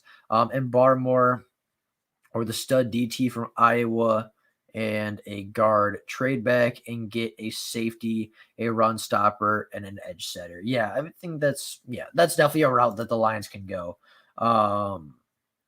If we are stuck at 7 and all 4 of the mobile QBs are gone, JOK is one of the names I'd put in the hat. That's true. I think if Lance is gone, well, if Lance is not there, then I would have to assume that I can't think right now. If Lance is not there at 7, that would mean that one of the big 6 falls, probably Devontae Smith, if anybody's going to fall, which means Devontae Smith is in that hat, Jalen Waddle's in that hat. I think Jeremiah Owusu-Koramoah is the third name you throw in there. Again, I don't know if I want to take him at 7, but I think he's a good player. My reach comment was 50% comment. That's true. 50% is probably a reach. I mean, he does take away a lot of space. I mean, not 50%, but he takes away a lot from opponents. 6 or 7 is rich for JOK. Yeah, it is. 7 would be a little high for me, but at the same time, like we talked about earlier, it doesn't matter where you get the player as long as you get the right player. You know what I mean? Like, if you really think Jeremiah Owusu-Koramoah is your guy, then you pick him at 7. Like, you don't risk it. You don't do anything like that. You take him at 7, and you hope that you're right. Because, I mean, I don't see him as a top 7 talent, but if you think he's your guy, then I'm not going to be mad at the 7th pick either. You know what I mean? Like, today, like if we were to draft Jeremiah Owusu-Koramoah at the 7th overall pick, I wouldn't be mad about it. I would not be mad about it. Why do people care about quarterbacks? Defense wins championships, build the defense and O-line, then draft the week will rule per. Yeah, that's the thing though too, is like, you know, everybody talks about, oh, we should have drafted a quarterback last year. Oh, we should draft a quarterback. We should get this guy. But like at the same time, you look at the good teams, right? The Kansas City Chiefs had their team in place before they got a quarterback. The Tampa Bay Buccaneers had their team in place before they got a quarterback. The Green Bay Packers had a good team in place before they set Aaron Rodgers before they gave Aaron Rodgers his starting spot. The Seattle Seahawks had a solid team before they drafted Russell Wilson. Who else? Even the Texans. The Texans had a solid roster. Obviously, they don't have it anymore, but they had a solid roster to surround Deshaun Watson when he got there. You got Lamar Jackson, who arguably went to the greatest system you could go to for Lamar Jackson at 32. Like, the great quarterbacks in this league and the great teams in this league had a good football team established before they got their quarterback. And that quarterback just so happened to put them over the top and put them over the edge. I just believe JOK is a special talent. Welcome aboard the JOK train. Hey, I'm hopping on that, man. I was wrong last week, and I got no problem saying I was wrong. I got no problem admitting that I was wrong on a pick or on a player. Jeremiah Owusu-Koramoah is the real deal. How about Micah Parsons? What do you think about him? I like Micah Parsons. I don't think he's quite as good in coverage as Jeremiah, and I've heard a lot of things, and I've seen a lot of things saying he has some off the field problems, has had some troubles at college. Not staying on the field, but he's had some trouble off the field, just getting in trouble, and that spooks me a little bit. And I'm not the only one. I mean, there's a reason you're starting to see Micah Parsons fall down the draft board. There's a reason you're starting to see Micah Parsons fall down to the mid-teens. He started, when the college football season ended, you saw Micah Parsons as a top 7 talent on the draft network. Now you're seeing him fall to the mid-teens, that 15 to 17 range. And if more stories start coming out, then you're going to keep seeing, you're going to keep seeing him fall more and more. So my only thing is like his off the field question marks is the only thing that's holding me back from Parsons. 12 to 15 will be a great spot for JOK. Random question. I welcome the random questions. So I'm here. But if you had the 32nd ranked offense and defense, which one would you fix first? I'll pick offense. I may be biased, but I'm all for putting points on the board. I'll pick defense, honestly. Because defense wins championships. You look at a lot of good teams. The Buccaneers had a top defense this year. Even the Kansas City Chiefs, even if they might not have shown in the Super Bowl, they had a real good defense this year. The Green Bay Packers had a solid defense this year. You look at any playoff team, the Rams had the number 1 scoring defense. The Miami Dolphins had a top 10 scoring defense, and they went 10-6. Like, with a good offense, you can get outscored. Like, if you have a great offense and if you have the best offense in the league and the worst defense in the league, you could very easily lose in a shootout. Whereas if you have the best defense in the NFL, then you know that your offense can just, move the ball methodically. They're not going to have to get explosive plays. You're not going to have to rely on big chunk plays, and you're not going to have to rely on as many points. So for me, I'd pick defense in that scenario, but you also obviously got to work on both, right? Do you like JOK over Parsons? Oh my God. It depends on what role you want them in. If you want a linebacker that you're just going to send on the blitz, a linebacker that you're just going to send after the quarterback, and a linebacker that you're just going to put him on the field, put him in the middle and say, go be aggressive, go make tackles in space, go be a monster, then I'll take Parsons. But if you're asking a guy to be intricate, if you're asking a guy to cover well, if you're asking a guy to take away a tight end, if you're asking a guy to even take away a slot receiver in his zone, I'll take Jeremiah over Parsons at this point. I skipped down a couple. How many picks will we get altogether in the next 3 years? A lot. I don't know the number, but I know in the next 3 classes, including this one, we have 5 first-round picks, which is pretty sick. We have 2/3 this year. We have a second this year. We got a lot of picks coming up, man. We have a lot of real good picks. Where you want to trade back, John? Not my question. For me, I'll trade back anywhere. If I get an extra first and extra second, I'll trade back anywhere from 15 to 25. That's my range. 15 to 25, that's my range to trade back, because that's a range where I think you can still get good talent. That's a range where I think we're going to get the most value from. That's a range where I think teams are going to be willing to trade up from. So for me, 15 to 25 is my range to trade back into. But obviously, I know there's a lot of people that don't want to trade back that far. I know there's a lot of people that might not want to do all that. So I get it. I get both sides of it. For the Lions, I like Jeremiah over Parsons. Parsons is nice, but he lacks coverage, and the Lions desperately need coverage. That's what I was trying to say earlier. Like, if you need a linebacker to go blitz the quarterback, if you need a linebacker to go pressure, you need a linebacker to go, just make tackles in open space, but you don't need him to cover, then I'd take Parsons. But I think, you can come in funk. You hit it right on the head. If you need a coverage guy, which the Lions do, you take If you need a coverage guy, which the Lions do, you take Jeremiah. And to be fair, Jared Davis can still be that linebacker that just run and chase sideline to sideline. You take a second, see where the ball goes. I'm not going to put Jared Davis in coverage. Jared Davis is going to be a guy that you watch for the run play. If it's a run, you go get the running back. And if it's not, you blitz the quarterback. Like, that should be Jared Davis's role next year is run and chase linebacker. Don't make him cover. Don't make him make too many tough decisions. You have him see ball, get ball, because he can do that extremely well. See the ball in the quarterback's hands, go get the quarterback. You see the running back getting outside, you go get the running back. Like, don't put Jared Davis into coverage. Don't make him, decide between whether he wants to pick up a running back or a wide receiver in coverage. Don't make him decide how far and what depth of drop he needs. Let him go get the ball because that's his skill set. That's what he was good at Florida. That's what he's good at in the NFL. That's what he will be successful at next season and for the rest of his career. One Pride 40, he helps us get the best young talent. Yep, for sure.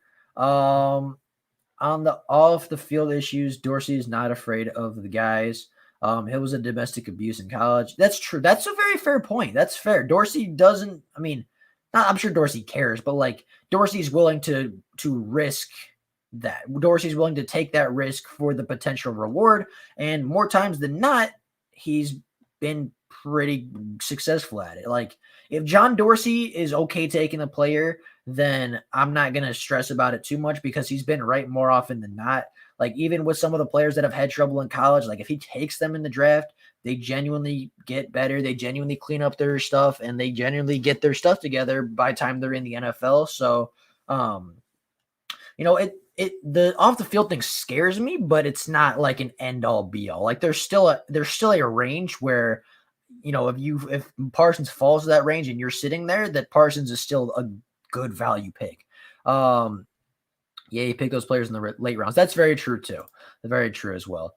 The Baltimore Ravens won a Super Bowl on the best defense with Jamal Lewis, which has proven the quarterback is just icing on the cake. Brad Holmes is building the defense first. That's super, super true.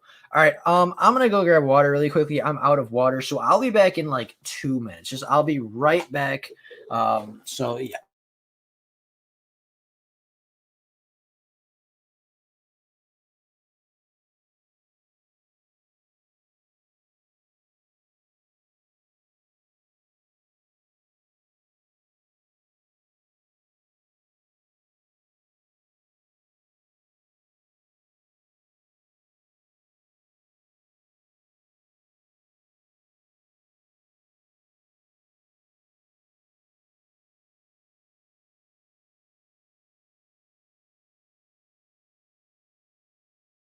Alrighty, I'm back, boys. What's good?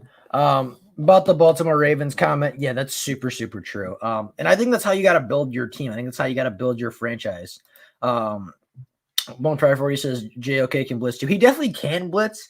But if I'm drafting a linebacker to blitz if I'm drafting a linebacker to be a guy to go pressure quarterbacks and blitz, if I'm drafting him specifically for that role, then I'll take Parsons over Jeremiah. But Jeremiah can definitely do that as well. That's not outside of his skill set at all. If you can't move back, Trey Lance. If trade back, then JOK or pay. That's fair enough.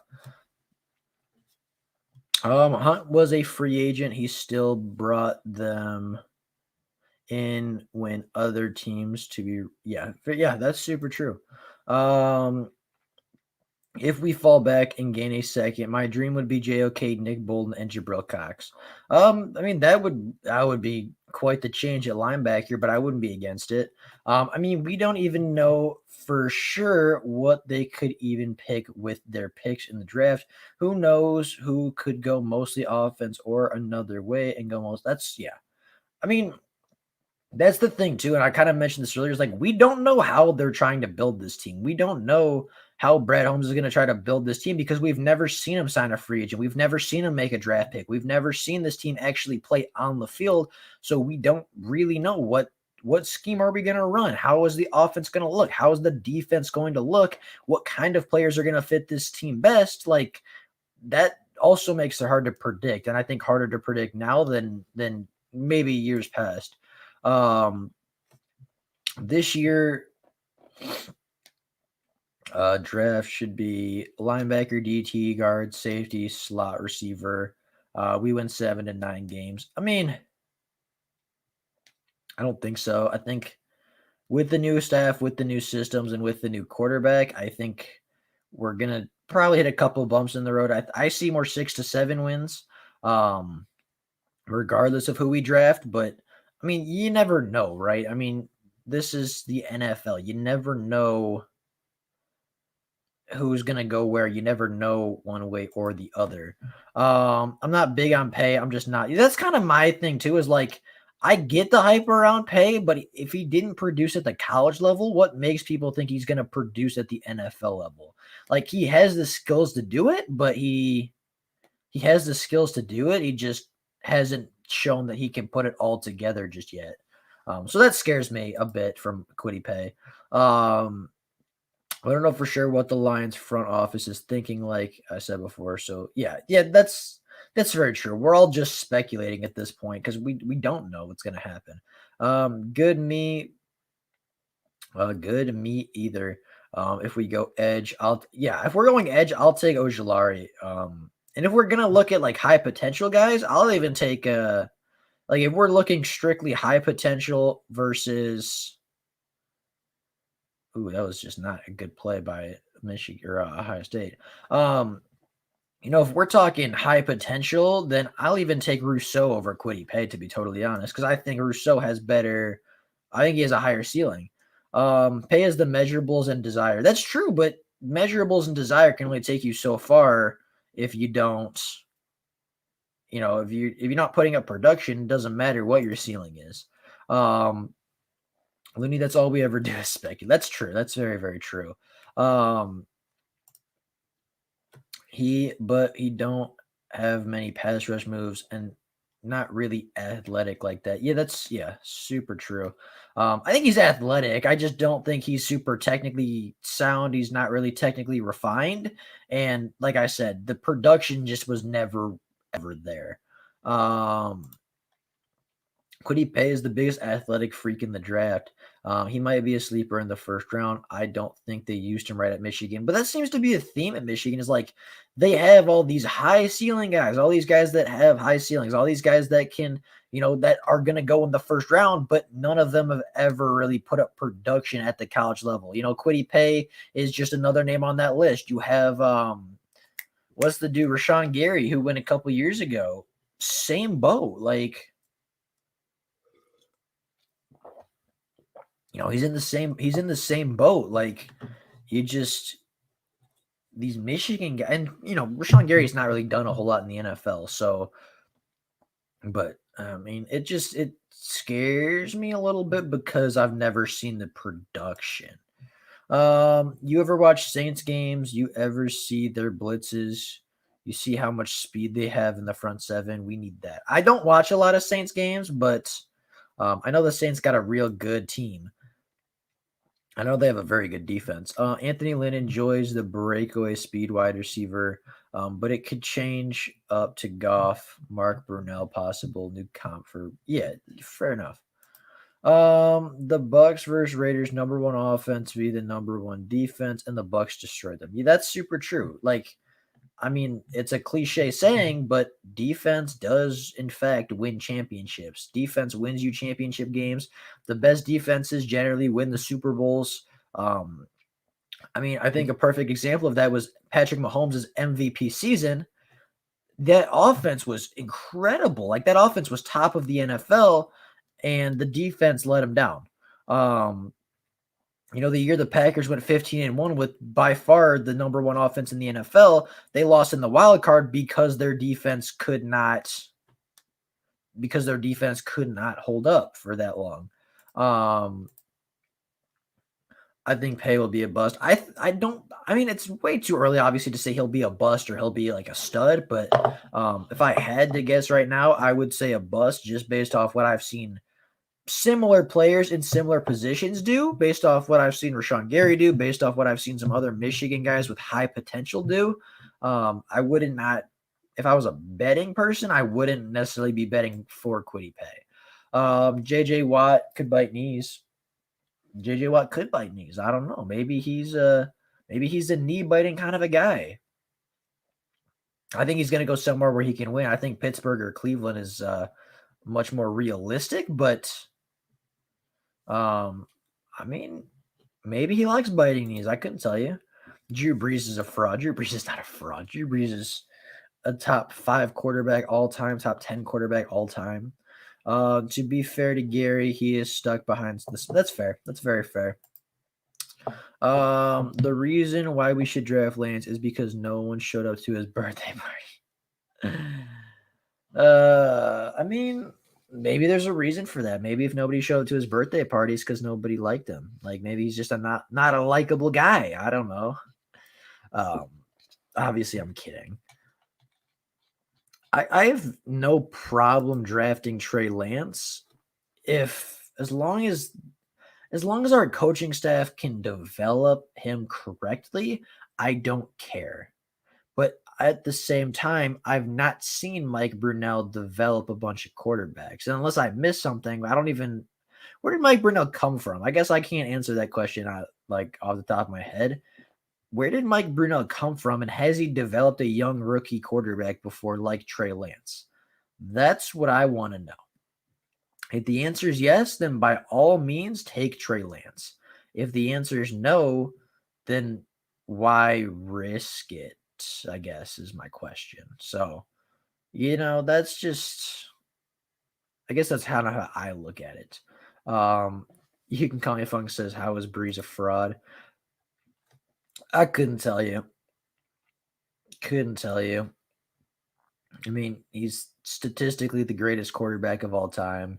Has a Super Bowl ring, so he's even had some playoff success before. Like, been the quarterback a long time for a lot of good teams. Like, I mean,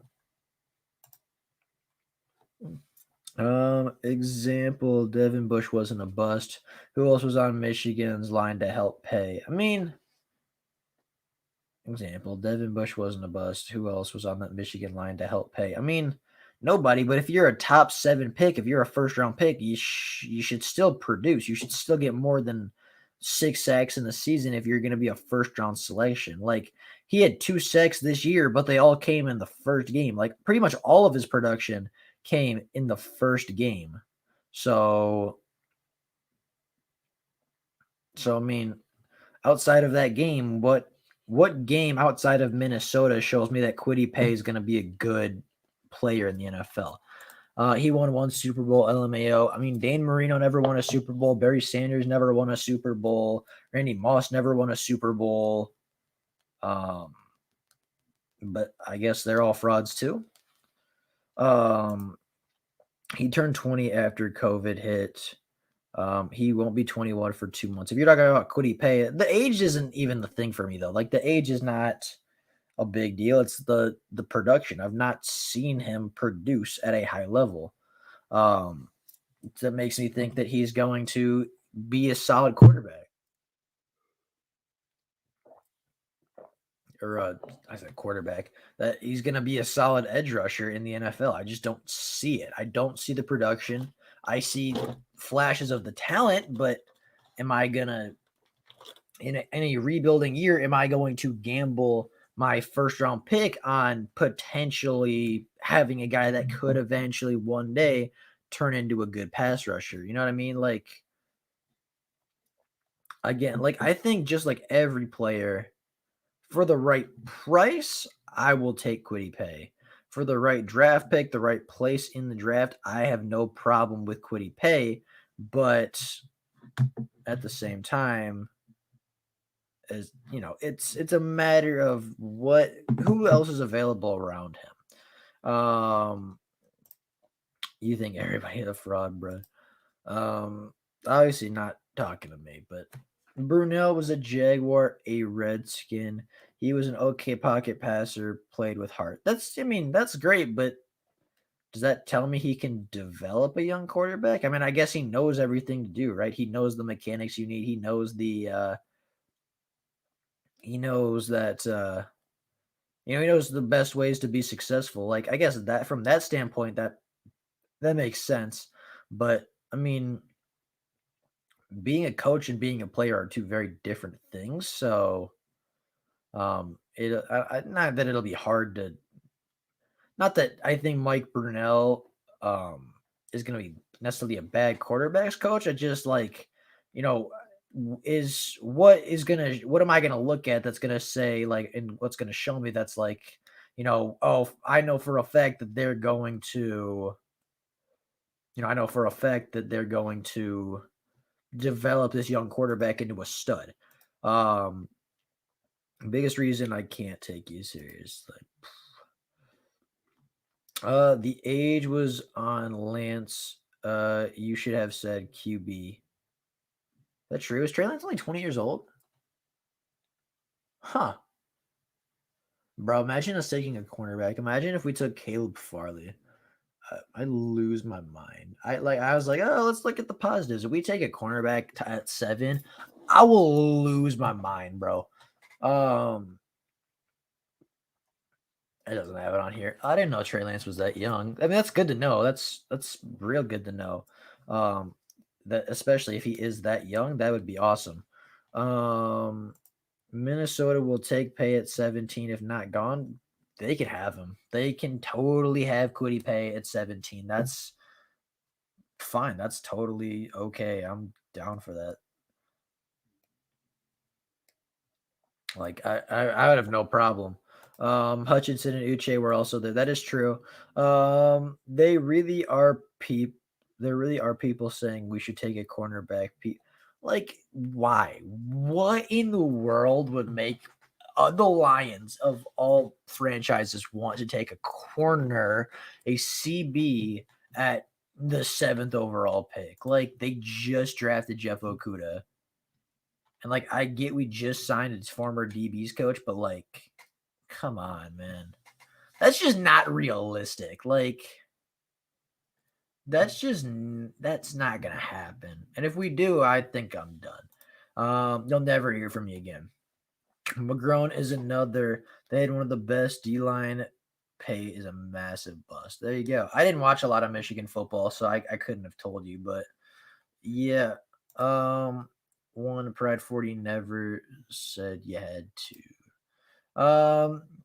We take a corner. I'm turning it all my Lions game. I would be right there with you. The biggest L of the draft would be if the Lions not trading down. I mean, I would agree with you, but at the same time, the Lions need a partner to trade down with. So, if they don't trade down, it might not necessarily be their fault.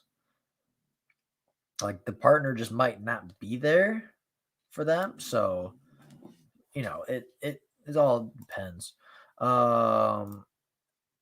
Like, don't be toxic. Don't get into that.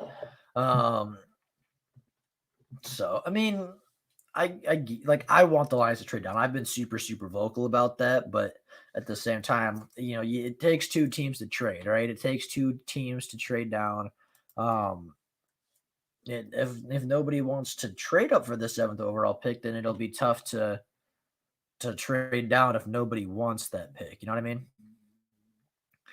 I don't know what I'm doing. I'm just kind of switching between some stuff. We would probably just have to take the best player if no one wants to trade with us. That's probably true. And in the Lions position, like BPA probably isn't the worst thing to happen. Like even if Kyle Pitts is BPA, like that's not I mean, obviously people would be mad because it's a tight end, but he's more of a weapon than a tight end. Like, I'll wait for the Paulson Adebo in the 4th round or 4th and 5th. Yeah, that's fair too. That's another thing you could do. There will be somebody that wants Mac Jones. That's true too. That's true. I've heard some good, like, solid things about Mac Jones. Like obviously people like Mac Jones. He was all right at the Senior Bowl, but no, I know you're not talking about me. One Pride 40. I know. But Mac Jones is a guy that's like I have a feeling that somebody's gonna fall in love with I have this feeling that somebody is going to really, really like Mac Jones. I have a feeling that somebody is going to just like they're gonna really like him. And I'm not saying he's better than Trey Lance. I'm not saying he's better than any of the top four prospects, but after the seventh overall pick, like I I do think there's gonna be somebody that you look at and you're like, oh well, is you look at who like Denver. Do they want a quarterback to challenge Drew Lock? Do they maybe like do that? Like, I don't know. I think Mac Jones is going to go a bit higher than a lot of people think. I'm gonna have to watch some Kyle Pitts. People cute saying he's a wide receiver playing time. He really is. Um, but more so than that, he's just a weapon, dude. I mean, the dude is the dude's pretty good. Um, what is he? What's his size? I'm just curious. He's 6'5", 239. Like he has the skills of a wide receiver with a 6'5" frame at 240. Like he's pretty much a wide receiver playing tight end. I'm gonna have to check him out then. Yeah, I mean, like truth and the one thing is like Kyle Pitts is a great player. He's not a great blocker. He's not a great blocker. Um, so he really is a wide receiver playing tight end. Which is why if we did take him, I wouldn't even necessarily be mad.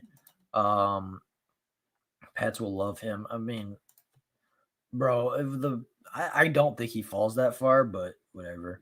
I like Jeremiah Owusu-Koramoah overpaid. Lions need front seven defense. They really, really do. They really do.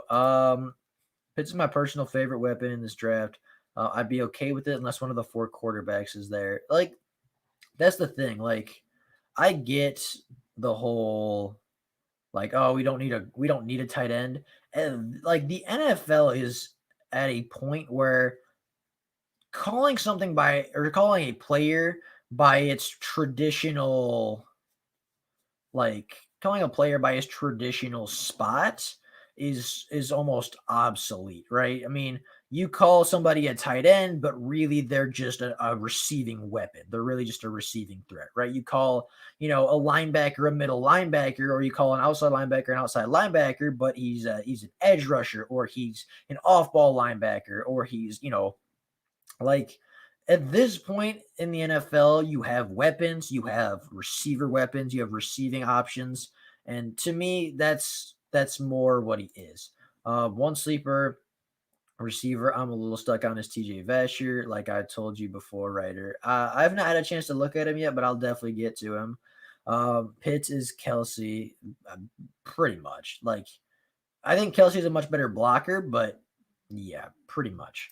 Um, he looks like a New England guy. I just don't see them moving up. I don't see them moving up, and I definitely don't see him falling all the way to 15. Pitts is the same size as Calvin. If he runs a 4.4, yeah, really like if Kyle Pitts runs well, he's definitely not Calvin Johnson, but he's similar size, and if he runs good enough, it'll be similar measurables. Um, you're surprised, Funk. I mean, dude's crazy. I heard Mike. Uh, Pitts is the best. There's a beast at high pointing the ball. He's what everybody that's fair. I really think he is. He's literally what every single person wanted Eric Ebron to be. Everybody wanted Eric Ebron to be this top player. Everybody wanted Eric Ebron to be the guy that, just everybody wanted Eric Ebron to be this massive receiving threat that he just wasn't. Kyle Pitts is Eric Ebron if Eric Ebron could catch the ball.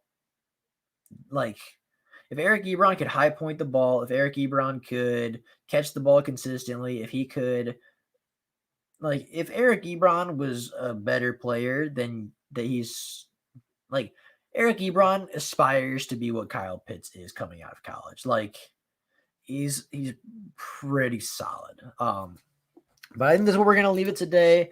We crossed the 2-hour mark a little bit ago, a couple minutes ago. We've been on for 2 hours as we usually do. So that's where I think we're gonna leave it today. As always, had a great time, had a blast coming out with you guys. I appreciate everybody showing up. A little bit awkward timing with the the big basketball game going on. It's actually just about to end, so I might wait on until the last 3 seconds tick off the clock, or if it goes to overtime, I'll get off. But I mean, it's yeah, I mean, it's a fun game. But we've been on for a couple hours now. I appreciate everybody for coming in. I appreciate everybody for showing up. So we'll end it off there. We'll see how this game plays out. We'll see how everything goes. And just as always, I appreciate everyone for coming out. I appreciate, all you guys for coming and watching the game. Or I say watching the game, coming for watching the live stream. A little bit of awkward timing, a little bit of a slow start because of that, but we still had a good turnout. We still had a lot of people come in. I had a lot of fun talking. Y'all had a lot of good questions today. So with all that, that's all I got for you guys right now. I'll see y'all tomorrow with more Lions content. I'll come out tomorrow with more Lions videos, more content, more product. So, stay tuned for that. But with all that being said, that's all I got for you guys. Thank you all so much for coming out. Thank you all so much for showing up. And I'll see you tomorrow with more Lions content.